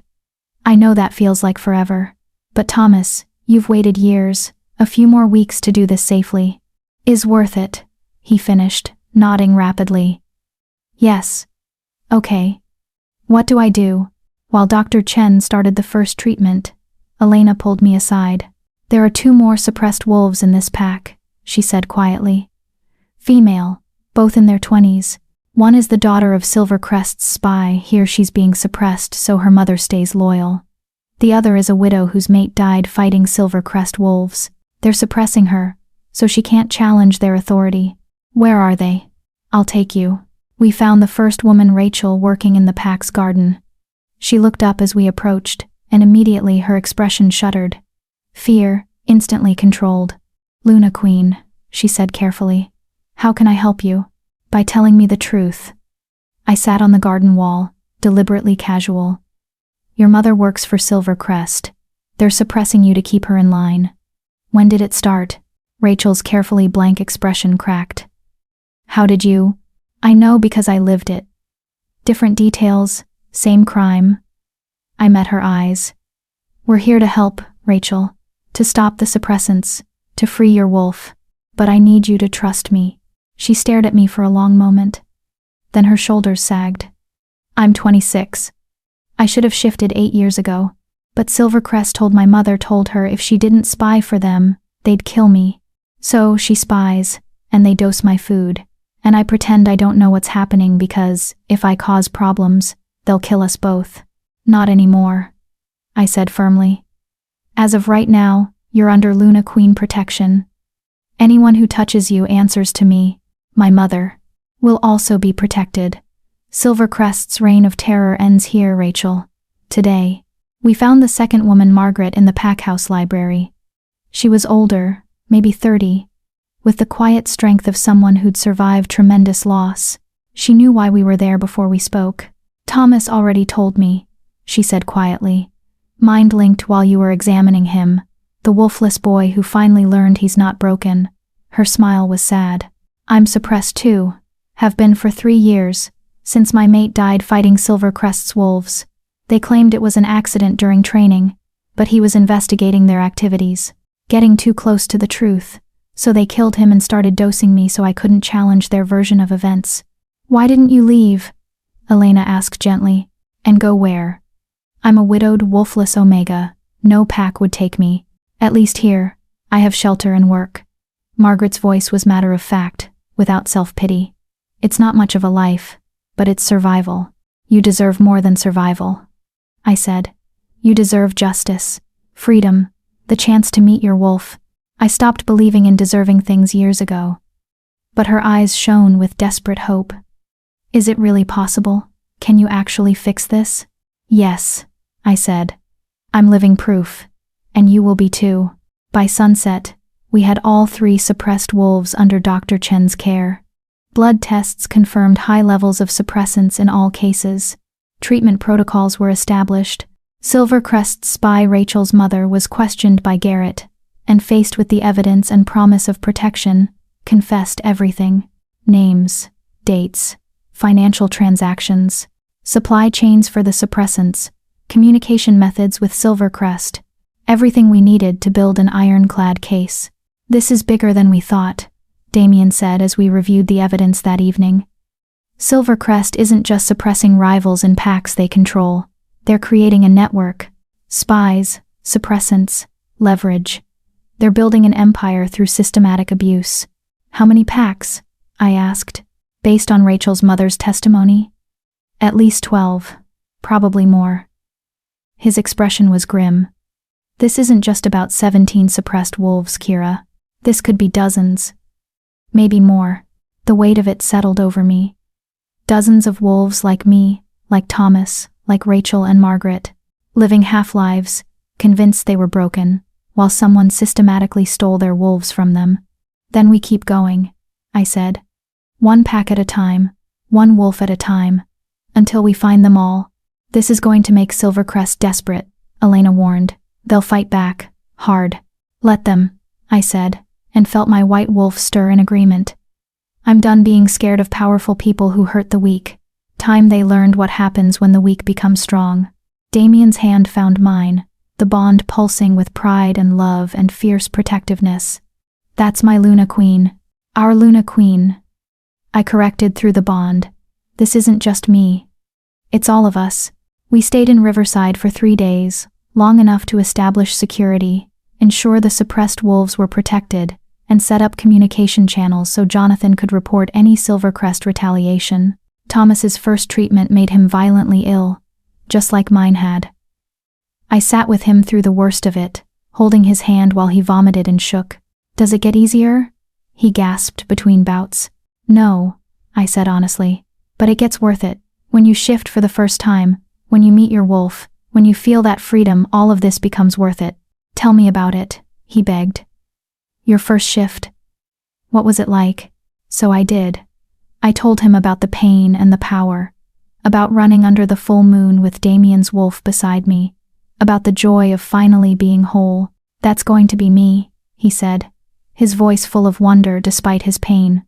In 3 weeks, that's going to be me. Yes, I promised. That's going to be you. On our last morning in Riverside, Jonathan gathered his pack to make an announcement.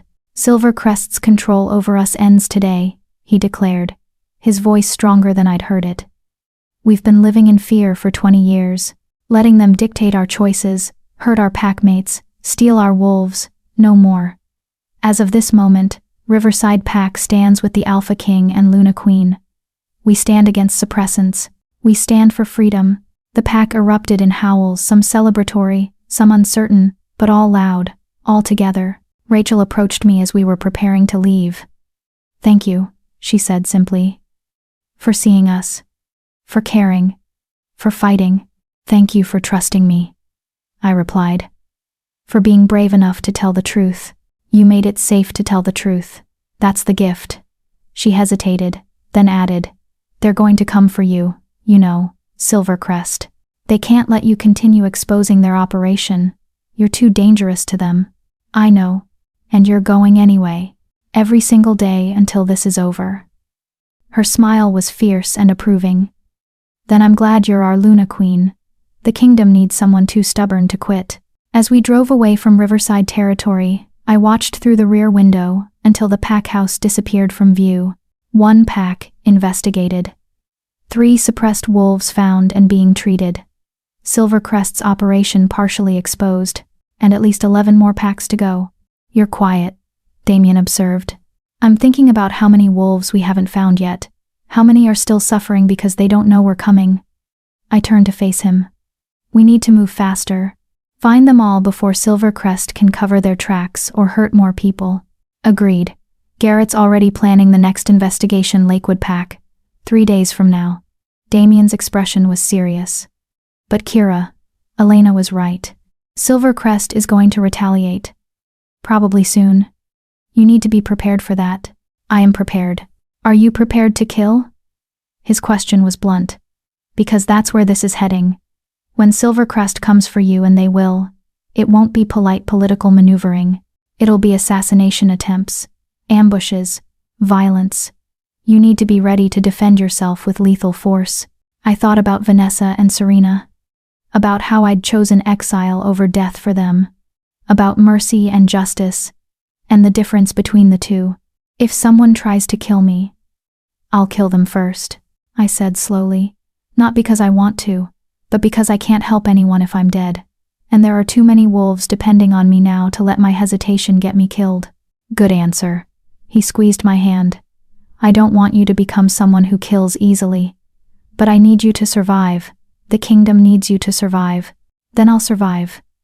I looked down at our joined hands, felt the bond humming between us. I have too much to live for now to let them take it away. His kiss was fierce and claiming, and through the bond, I felt his love and fear and determination all tangled together. We'd saved 3 wolves today, but the war with Silvercrest was just beginning. Chapter 9. Blood and Silver. We didn't make it back to the palace. The attack came on the forest road, 3 miles from the border of royal territory. One moment we were driving in comfortable silence, the next, our convoy screeched to a halt, as trees fell across the road, deliberately cut, not natural. Ambush! Garrett roared, already shifting. Wolves poured from the forest, at least 30 of them, all bearing the silver crescent mark of Silvercrest Pack. They moved with military precision, surrounding both vehicles before we could react. Damien's hand shot out, keeping me in my seat. Stay in the vehicle. Bulletproof glass, reinforced frame. You're safer. An explosion cut him off. The second vehicle, Elena's vehicle, erupted in flames. No! I screamed. Through the smoke and fire, I saw shapes moving. Elena and her wolves, thrown clear of the blast, injured but alive. Silvercrest wolves closing in for the kill. Damien shifted immediately, his massive black wolf smashing through the windshield to engage the attackers. Our guards followed, and suddenly the peaceful forest road became a battlefield. I sat frozen for maybe 3 seconds, watching through the windows as wolves tore into each other. Seeing Elena struggle to her feet, blood streaming from a head wound, as 2 Silvercrest wolves advanced on her. Stay safe, Damien's voice through the bond, distant and strained. He was already fighting, already bleeding. Don't leave the vehicle. But Elena was going to die. And Rachel's mother was in that burning vehicle, probably dead already. And I was sitting here safe, while people who'd trusted me were dying. No more hiding. No more being protected while others fought my battles. I kicked open the door and shifted. The change was faster than it had ever been, maybe 5 seconds of pain before I landed on 4 white paws. My wolf surged forward, eager and furious. These wolves had tried to kill our pack. Our allies. They would pay. I launched myself at the nearest Silvercrest wolf, a large male about to finish off one of our guards. He didn't see me coming until I hit him from the side, all my weight and momentum driving him into a tree. My jaws found his throat before he could recover. The taste of blood was copper and wrong, but I didn't let go until he stopped moving. Kira, Damien's voice in my mind was frantic. What are you? Get back to behind you. I spun just in time to see another Silvercrest wolf leaping for me. I dodged, but not fast enough. Claws raked across my shoulder, tearing through fur and skin. Pain exploded white hot, but my wolf pushed through it. We were hurt but not down. Not weak, never weak again. I circled my attacker, a female with scars across her muzzle and cold, calculating eyes. She was experienced, trained. I was 3 weeks old as a wolf. Use your speed. Garrett's voice cut through my panic. He was fighting 3 wolves at once but still managing to coach me. You're smaller, faster. Don't try to overpower her. Outmaneuver her. The female lunged. I darted left, letting her momentum carry her past me, then slashed at her exposed flank. Not a killing blow, but enough to hurt. To slow her down. She whirled with a snarl, and I saw murder in her eyes. She's going to feint left, then strike right, my wolf whispered. Instincts I didn't know I had, suddenly sharp and clear. The female feinted left. I was already moving right, meeting her strike with my own. My jaws closed on her foreleg, and I heard the bone snap. She screamed a wolf's scream, high and agonized, and I used her pain to my advantage, going for her throat. This time, I didn't hesitate. The female went limp. I released her and immediately searched for the next threat. The battlefield was chaos. Bodies, some moving, some not. Blood staining the earth. The smell of smoke and death and fear. Elena was down, not moving. One of our guards was clearly dead, his throat torn out. Garrett was bleeding from multiple wounds but still fighting. Damien. I found him through the bond, fighting at the center of the ambush against 5 wolves at once. His black fur was matted with blood, his and theirs. He was strong, experienced, deadly. But 5 against 1, even for an alpha king, was too many. I ran toward him, my white wolf weaving through the fighting. A silver crest wolf tried to intercept me. I didn't slow down, just ducked under his lunge and kept running. I'm coming, I sent through the bond. No! Kira. Get back. I hit the group surrounding Damien like a white missile, scattering them. My jaws found the nearest throat. Killed, without thinking, without hesitating. 2 wolves down. 3 still standing.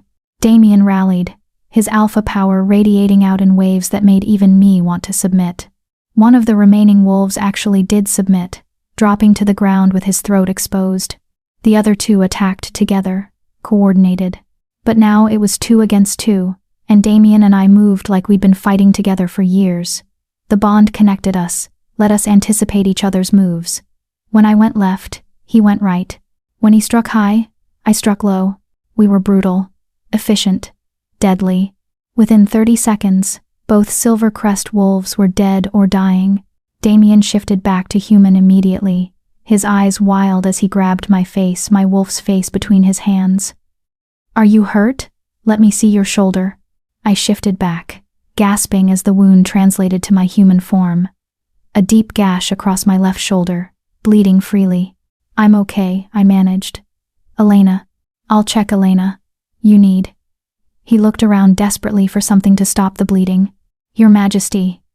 One of the guards who was still standing shouted. We have survivors. 2 Silver Crest wolves, injured but alive. Secure them, Damien ordered, his voice hard. Then softer, to me.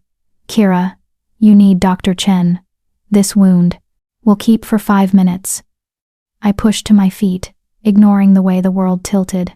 Elena first. We found her unconscious but breathing, a massive head wound bleeding sluggishly. 2 of her rogues were dead, including Rachel's mother. The 3rd was badly burned but alive. Dr. Chen's vehicle screeched to a halt on the road she'd been traveling separately, arriving just after the attack ended.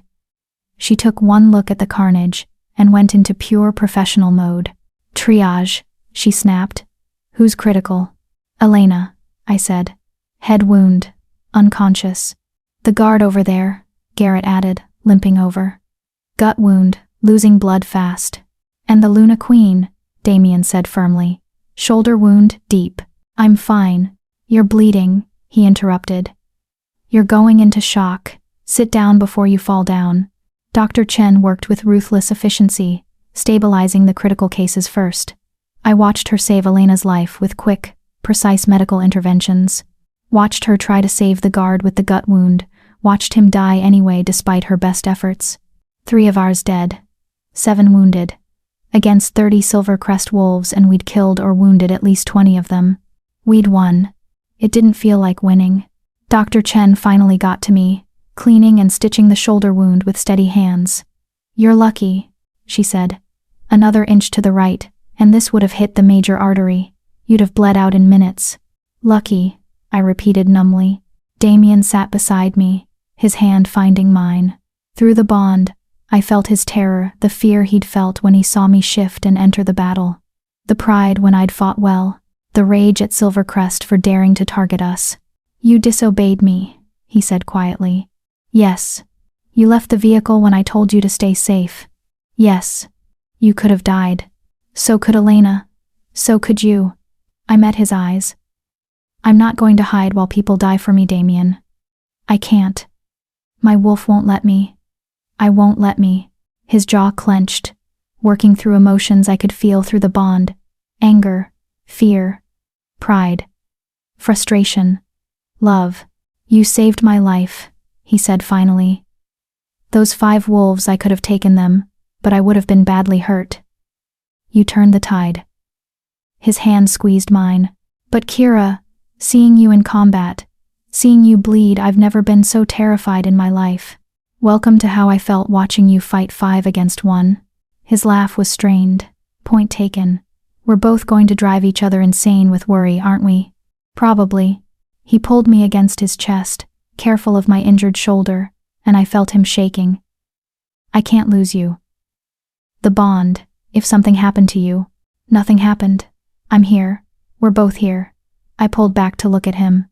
But Damien, this is who I am now. I'm not going to stay safe in the palace while you fight my battles. If you can't accept that, I can accept it, he interrupted. I don't like it. It terrifies me. But I can accept it. His forehead pressed against mine. Just promise me you'll be careful, that you'll train harder with Garrett, that you won't take stupid risks. I promise to be as careful as the situation allows. That's the best I can offer. I'll take it. Garrett approached, covered in blood and looking grim. The 2 survivors are secured. Both are low-level soldiers, probably don't know much, but one of them is talking. His expression was dark. Your Majesty, Luna Queen, you need to hear this. We followed him to where 2 silver crest wolves sat bound and bleeding. One was unconscious. The other was a young male, maybe 25, with terror in his eyes. Tell them what you told me, Garrett ordered. The young wolf swallowed hard. The Alpha Marcus of Silvercrest, he ordered this personally. Said the white wolf was too dangerous to let live. That she'd exposed Ashwood, was investigating Riverside, would eventually take down the whole operation. He looked at me with something like awe and fear. He put a bounty on you. $500,000 to whoever brings him your head. The words landed like stones in water, sending ripples through my mind. $500,000. For my death. How many wolves are hunting me? I asked, my voice steady despite the ice in my veins. Don't know exact numbers. But Alpha Marcus sent the word out to every pack under Silvercrest's influence. At least 12 packs. Hundreds of wolves. The young male's voice shook. You humiliated them, Luna Queen. Proved their suppressants could be exposed. They need you dead before you unravel everything they've built. Then they're going to be disappointed, I said coldly. Because I'm not dying. I'm just getting started. There's more, the wolf continued. The suppressant operation, it's not just about power, it's about territory. Silvercrest has been systematically weakening rival packs, then absorbing them when they're vulnerable. They've grown from 50 wolves 20 years ago to over 300 now. They're building an empire. And they need the suppressed wolves to stay suppressed, or their victims might fight back. 300 wolves. A private army, essentially. All loyal to an alpha who saw suppressants as a tool for expansion. We're going to need reinforcements, Garrett said quietly. If Silvercrest decides to attack in force, they won't. Elena said. We all turned. She was conscious, sitting up despite Dr. Chen's protests, one hand pressed to the bandage on her head. They won't attack in force, she repeated, her voice weak but certain. Because that would be open war. The council would have to intervene. Other packs would choose sides. Alpha Marcus is cruel and ambitious, but he's not stupid. He'll keep using assassins, bounties, accidents, plausible deniability. The kind of attacks the council can't definitively blame on Silvercrest. So, we're going to be looking over our shoulders constantly, I said. Until we take down their operation completely. Yes. Elena's eyes met mine. I'm sorry, Kira. I pulled you into this war when you've barely learned to be a wolf. But nothing, I interrupted. You didn't pull me into anything. I chose this. I choose this. Every single day until it's done. I turned to Damien. We continue the investigation. We find every suppressed wolf. We build our case against Silvercrest until it's so airtight that even the council has to act.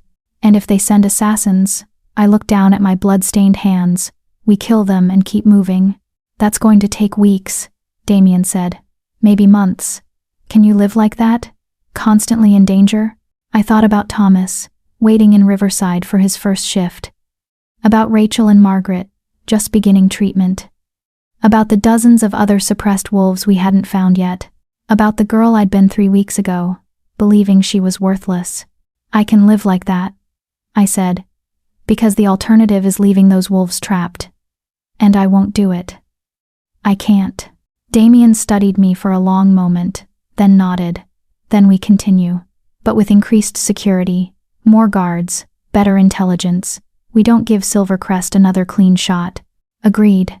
We spent the next hour cleaning up the battlefield, securing the bodies, tending the wounded. By the time we finally reached the palace, it was well past midnight. I was exhausted, in pain, and covered in blood, some mine, some not. News of the attack had already spread. The palace was on high alert. Guards doubled at every entrance. Council members were demanding emergency meetings. Other alphas were reaching out, some offering support, others questioning whether the investigation was worth the cost. I barely made it to our rooms before collapsing. Damien caught me, lifting me into his arms and carrying me to the bathroom. He ran a bath while I sat on the edge of the tub, too tired to even be self-conscious about my nakedness. He cleaned the blood from my skin with gentle hands, careful of my stitched shoulder. His touch was reverent, almost worshipful. "I thought I'd lost you," he said quietly. "When I saw you fighting that scarred female. When her claws caught your shoulder." For a moment, the bond went quiet, and I thought. His voice broke. "I'm okay." I touched his face, drawing his eyes to mine. "We're okay. We won, Damien. We survived, this time. But there will be more attacks. More battles. More times when I have to watch you bleed and fight." And he stopped, taking a shaky breath. I knew being mated to a warrior Luna Queen would be difficult. I didn't know it would be this terrifying. "Would you rather I stayed safe in the palace?" "Yes. No. I don't know." He laughed bitterly. "I'm proud of you, terrified for you, in awe of your strength, furious at your recklessness. I'm feeling 10 things at once and can't sort any of them out." "That's the mate bond," I said gently. "You feel everything I feel, amplified by your own emotions. It's overwhelming. How are you so calm?" "I'm not. I'm shaking. I'm terrified. I killed 3 wolves today, Damien. Took 3 lives without hesitation." My voice cracked. "But I can't fall apart. Not yet. Too many people depending on me." He pulled me into his arms, both of us wet and exhausted and traumatized. "You can fall apart with me. That's what mates are for. You hold me up, I hold you up. We take turns being strong." So I let myself break. Let the tears come, the shaking, the horror of what I'd done and what had almost happened. Let myself feel all of it. The fear and rage and grief and guilt. And Damien held me through it, strong and steady, our bond keeping me anchored when I wanted to drift away. Eventually, the tears stopped, the shaking subsided. I was hollowed out but calmer. "Better?" Damien asked. "No. But more honest." I pulled back to look at him. "Silvercrest wants me dead. There's a bounty on my head. Hundreds of wolves hunting me." "Yes." "And we're going to continue the investigation anyway." "Yes." "We're probably going to have to fight our way through multiple assassination attempts." "Yes." "And at the end of it, we'll likely have to face Alpha Marcus himself in some kind of confrontation." "Almost certainly." I took a deep breath. "Okay. Then tomorrow, I train harder. I get faster, stronger, more lethal. I learn everything Garrett can teach me. Because the next time Silvercrest comes for me," my voice hardened, "I want them to regret it." Damien's smile was fierce and proud. "That's my Luna Queen." We finally made it to bed as dawn broke. I expected nightmares, expected to see the faces of the wolves I'd killed, to relive the terror of the battle. Instead, I slept dreamlessly, held safe in my mate's arms. When I woke, the sun was high, and someone was pounding on our door. Damien groaned, pulling me closer. "Go away. The Luna Queen is recovering from assassination attempts and needs rest." "Your Majesty." Garrett's voice, urgent. "We have a situation. One of the suppressed wolves from Riverside just arrived at the palace. Thomas Reed. He says Silvercrest is mobilizing for an attack on Riverside. They're planning to kill Jonathan and absorb the pack before we can stop them." I was out of bed and moving before Garrett finished speaking, ignoring my body's protests and the pull of stitches in my shoulder. "How long do we have?" Damien called, already pulling on clothes. "Thomas says the attack is planned for tonight. We have maybe 12 hours. 12 hours. To prepare a defense, to get back to Riverside, to stop Silvercrest from destroying the pack we'd just freed. I met Damien's eyes across the room, saw my own determination reflected back. Gear up, I said. We're going back to war. Chapter 10. The White Wolf Rises. Thomas Reed stood in the war room, exhausted and terrified, but his eyes blazed with determination. They're coming tonight, he said, spreading a hand-drawn map of Riverside territory on the table. 50 Silvercrest wolves, led by Alpha Marcus himself. They planned to kill my uncle, claim the pack failed to meet treaty obligations, and absorb us before dawn. How do you know this?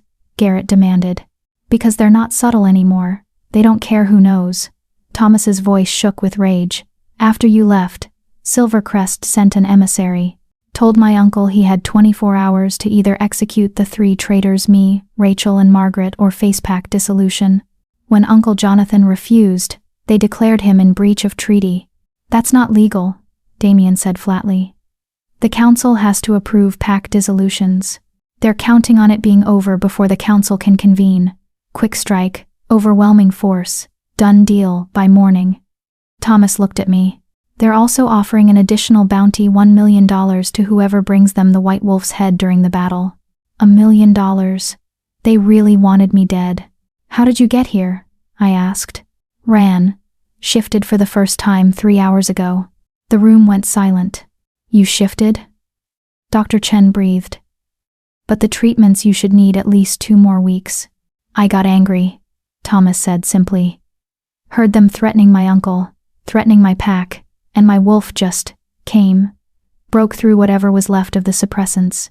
He was furious and powerful and ready to fight. His smile was fierce. So I ran here. 20 miles in wolf form. My first run. And I've never felt so alive. What's your wolf? Garrett asked, professional interest cutting through the urgency. Brown, with black markings. Large, bigger than I expected. Strong. Thomas's expression turned grim. But I'm one newly shifted wolf.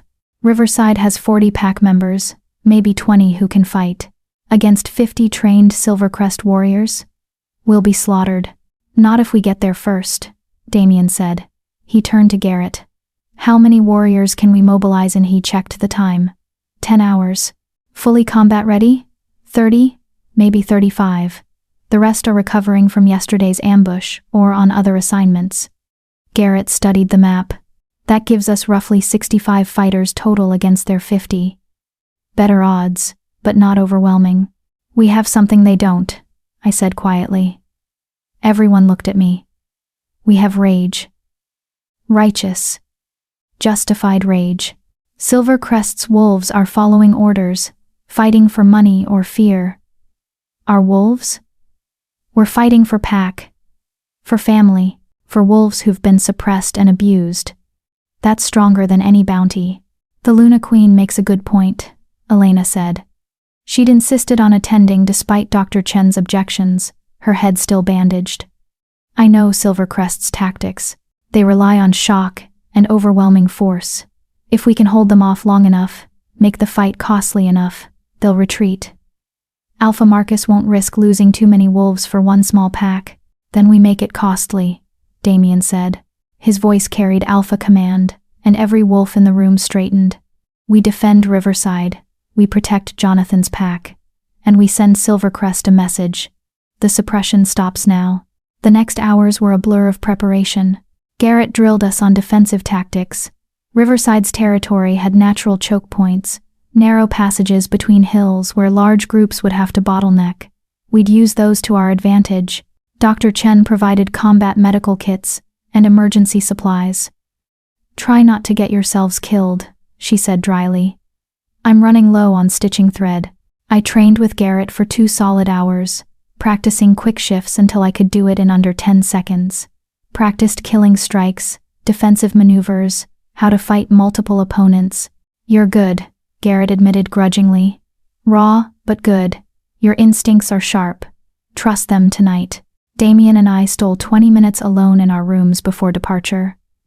No words, just holding each other, feeling the bond pulse between us, memorizing the feel of being safe. If something happens, I started. Nothing will happen, he interrupted firmly. But if it does? Kira. He pulled back to look at me. If something happens to either of us tonight, the bond will break the survivor. That's what mate bonds do. So we both survive. That's not negotiable. Deal. We arrived at Riverside as the sun began setting. Jonathan had his pack fortified wolves at every entrance. The vulnerable members secured in the pack house's reinforced basement. Thomas reunited with his uncle in a fierce embrace. You shifted, Jonathan said, wonder and pride clear in his voice. Your mother would be so proud. I shifted to protect my pack, Thomas replied. Now let's make sure we still have a pack to protect. We positioned our forces carefully. Damien and his elite guards at the main entrance, the most likely point of attack. Garrett and half the warriors at the western choke point. Jonathan and his strongest fighters at the eastern approach. And me? I was the wild card.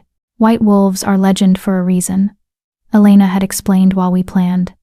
They're meant to be seen, to inspire, to turn the tide of battles. She'd met my eyes seriously. You're not just a fighter tonight, Kira. You're a symbol, the suppressed wolf who rose up. Silvercrest fears you, because you represent everything they're trying to destroy. Use that. So I positioned myself centrally, where I could reinforce any position that faltered, where every wolf, ours and theirs, would see me.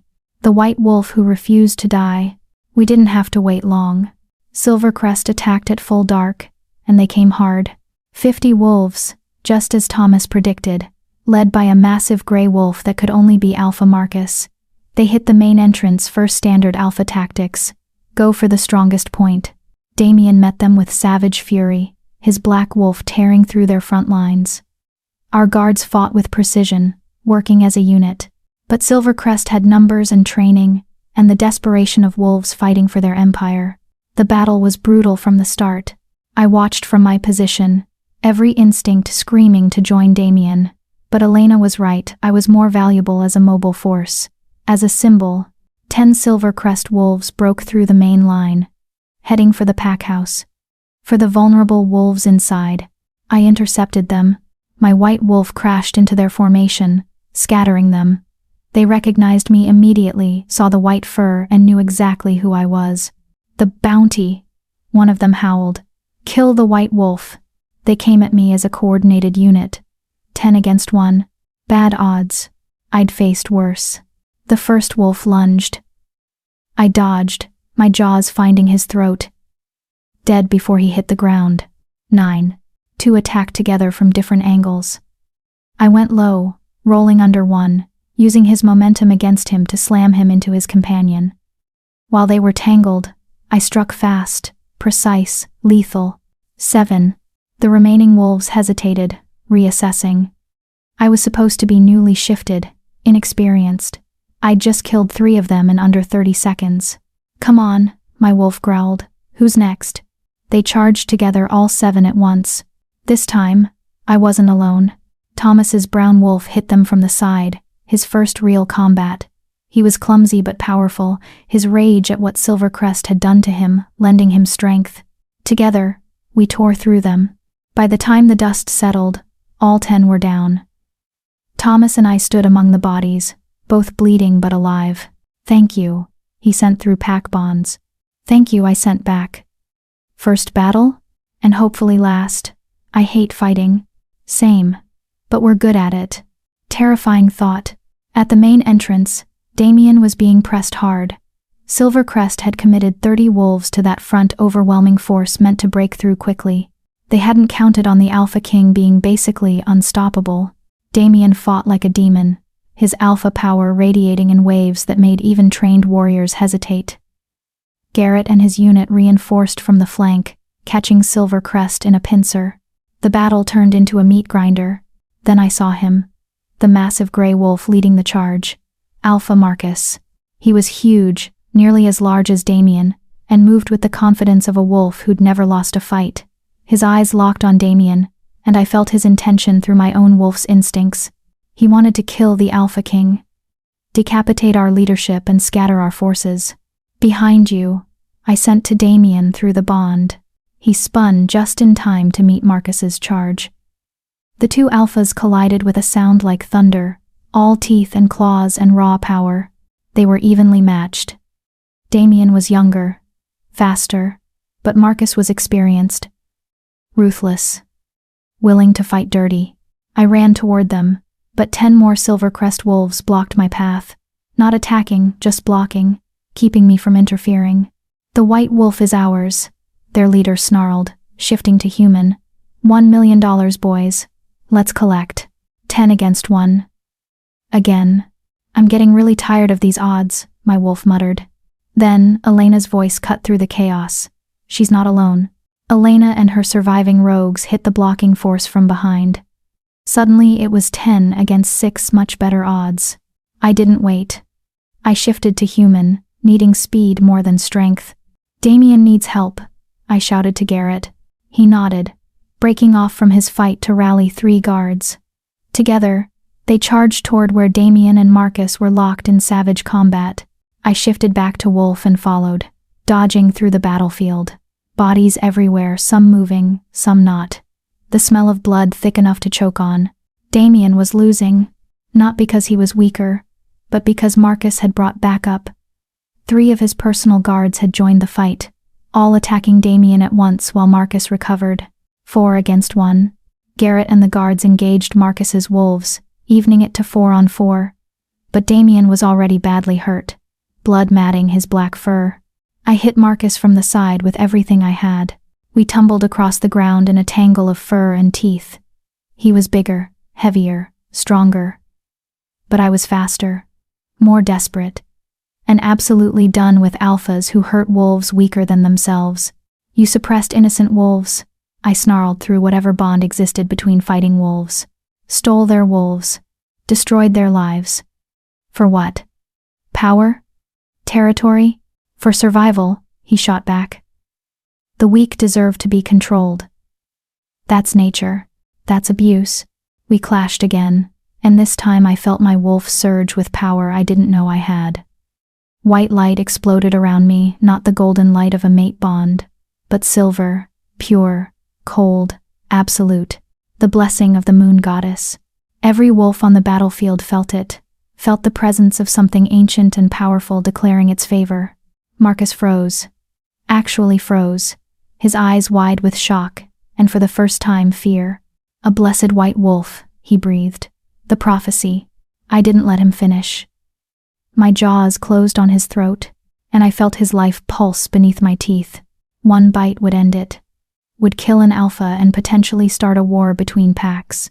"Do it," my wolf urged. "He's evil. He hurts the weak. End him." I wanted to. Moon goddess. I wanted to. But I thought about mercy. About choosing to be better than my enemies. About the difference between justice and vengeance.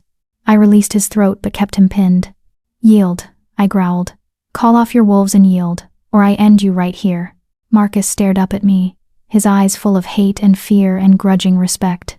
"You won't kill me," he said. "You're too soft, too merciful. Try me." Silver light pulsed again, and I felt power flowing through me. Power I didn't understand but could access. The power of a blessed white wolf. Marcus felt it too. Felt how close to death he actually was. "Stand down," he howled. "Silvercrest, stand down." The battlefield went still. Silvercrest wolves hesitated, looking to their alpha. Saw him pinned beneath a white wolf, glowing with divine power. Saw their attack had failed. One by one, they began backing away. "This isn't over," Marcus snarled up at me. "The council will hear about this. You attacked us. You attacked Riverside," I corrected coldly. "Under false treaty violations. There are witnesses, evidence. You came here to commit murder and pack absorption. The council will hear about that." I released him and stepped back, my white fur still glowing faintly with silver light. Marcus stood slowly, bleeding and beaten and humiliated, but alive. "You should have killed me," he said quietly. "I won't make that mistake twice." "Then let this be a lesson," I replied. "The suppressed wolves aren't powerless anymore. We're organized, we're protected, and we have teeth." I bared my fangs. "Come for us again, and mercy won't be an option." He shifted to human, standing naked and bloody in the moonlight. "The council will hear about the white wolf who attacked an alpha," he said. "They'll investigate your so-called evidence. They'll question whether you're the hero you pretend to be. Let them question. My evidence is solid. My cause is just, and I'm not afraid of the truth." I shifted to human as well, meeting his eyes. "But you should be. Because I'm going to expose every pack using suppressants. I'm going to free every trapped wolf. And I'm going to make sure everyone knows what Silvercrest has been doing for 20 years. If Kira's journey from suppressed and powerless to Luna Queen and warrior inspires you, subscribe if you haven't, to join others who believe survivors can become champions. Because the ones who've suffered the most often fight the hardest for others." Marcus stared at me for a long moment. Then, incredibly, he laughed. "You really believe you can change things, don't you? One white wolf against an entire system." He shook his head. "You're naive, idealistic, doomed to fail. Maybe, but I'm not alone." I gestured to the wolves around us. Damien, Garrett, Elena, Thomas, Jonathan, all standing ready to fight again if needed. We're an army of survivors, and we're not going away. Marcus gathered his wolves, what was left of them. They'd lost at least 15 in the battle. We'd lost 5, with many more wounded. Too many deaths. Too much blood. But we'd won. Silvercrest retreated into the night, carrying their wounded and dead. We watched them go, ready to fight again if they turned back. They didn't. When the last of them disappeared into the forest, the riverside wolves erupted in howls, victory, relief, grief, joy, all tangled together. I shifted back to wolf and added my voice to theirs. The white wolf's howl, clear and strong, declaring to the night and the moon goddess that we had survived, that we were strong, that the suppressed would be silent no more. The aftermath was brutal. We spent hours tending the wounded, mourning the dead, securing the territory in case Silvercrest decided to attack again. Dr. Chen arrived with medical supplies and more healers. She worked through the night, saving lives with grim determination. Thomas found me as dawn broke, sitting alone and staring at my blood-stained hands. "You saved us," he said quietly. "I killed for you," I replied. "That's not the same thing." "Maybe not. But I'm alive to start my real life because you were willing to fight." He sat beside me. "I shift now.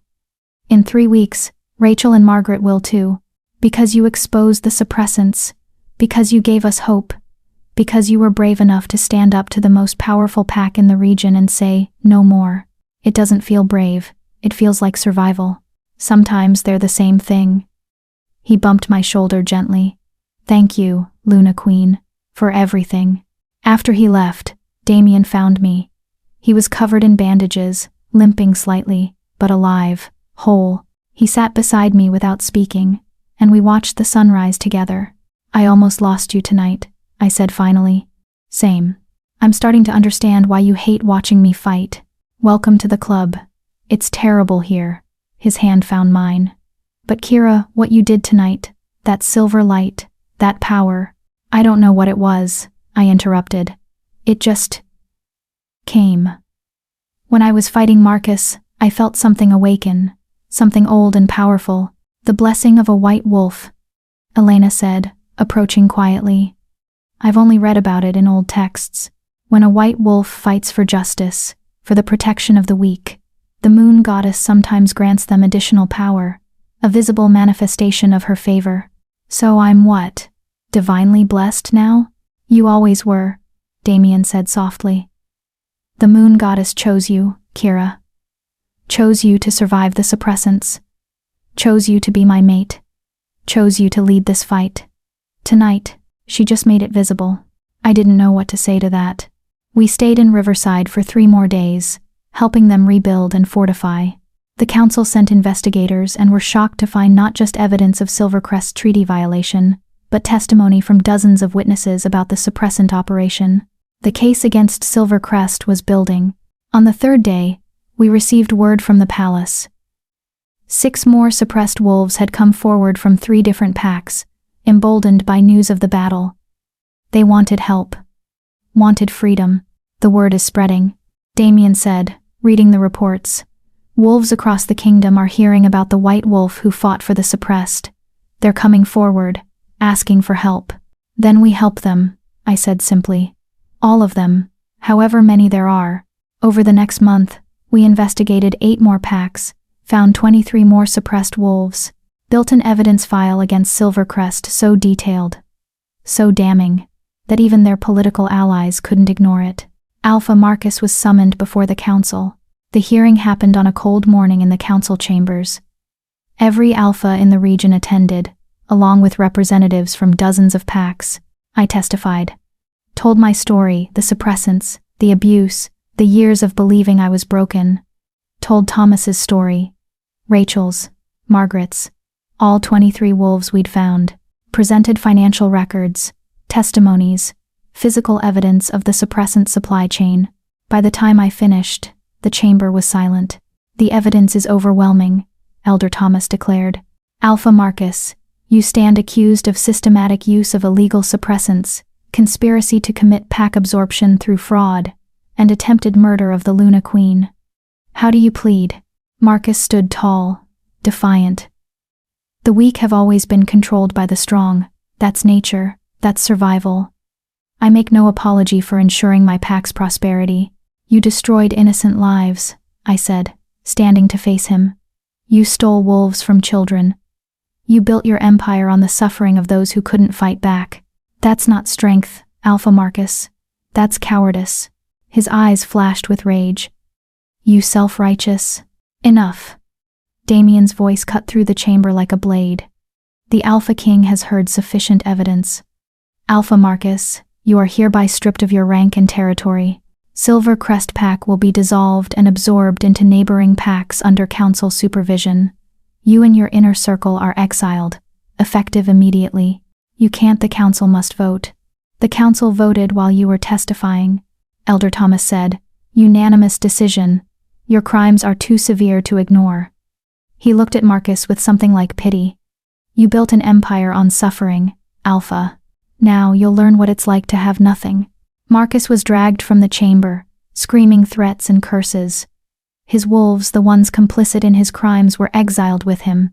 The innocent members of Silvercrest Pack were offered placement in other packs, or the chance to form a new pack, under different leadership. It was over. The suppressant operation was dismantled. The wolves we'd found were in treatment.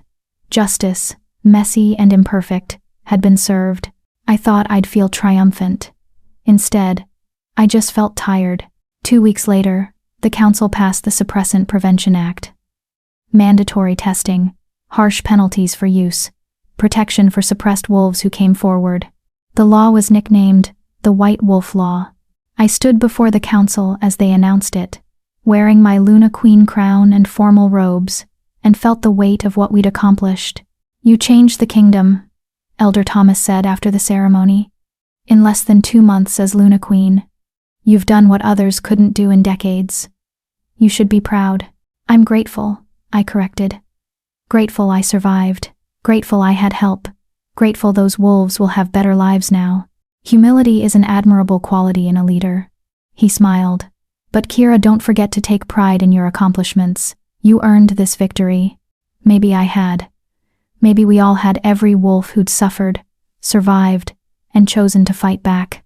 That evening, Damien found me in the garden, staring at the moonflowers. Thinking about anything in particular? He asked, wrapping his arms around me from behind. About the girl I was 2 months ago. Banned from a mating ceremony. Convinced she was worthless. Alone. I leaned back against him. I wonder what she'd think if she could see me now. She'd probably think she's dreaming. Probably. I turned in his arms to face him. Thank you, for finding me that night. For seeing me when everyone else just looked through me. Thank you for being brave enough to be seen. His lips brushed mine. I have something for you. He pulled a small box from his pocket. Inside was a silver pendant, a wolf, howling at the moon, cast in white gold. For the white wolf who changed everything, he said softly. Who fought for the voiceless, who showed the kingdom what real strength looks like.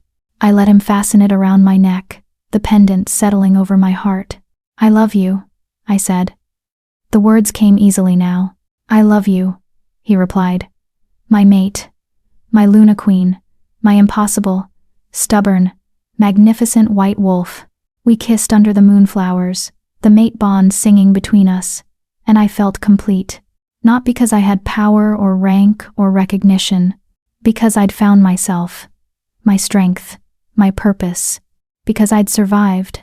6 months later, the ceremony was simple but meaningful. Thomas Reed stood in the center of the clearing, surrounded by his pack, and accepted the beta knot from his uncle. His wolf, strong and certain, now looked out through his eyes with pride. Rachel and Margaret stood nearby, both fully shifted, both thriving. Rachel had become the pack's lead strategist.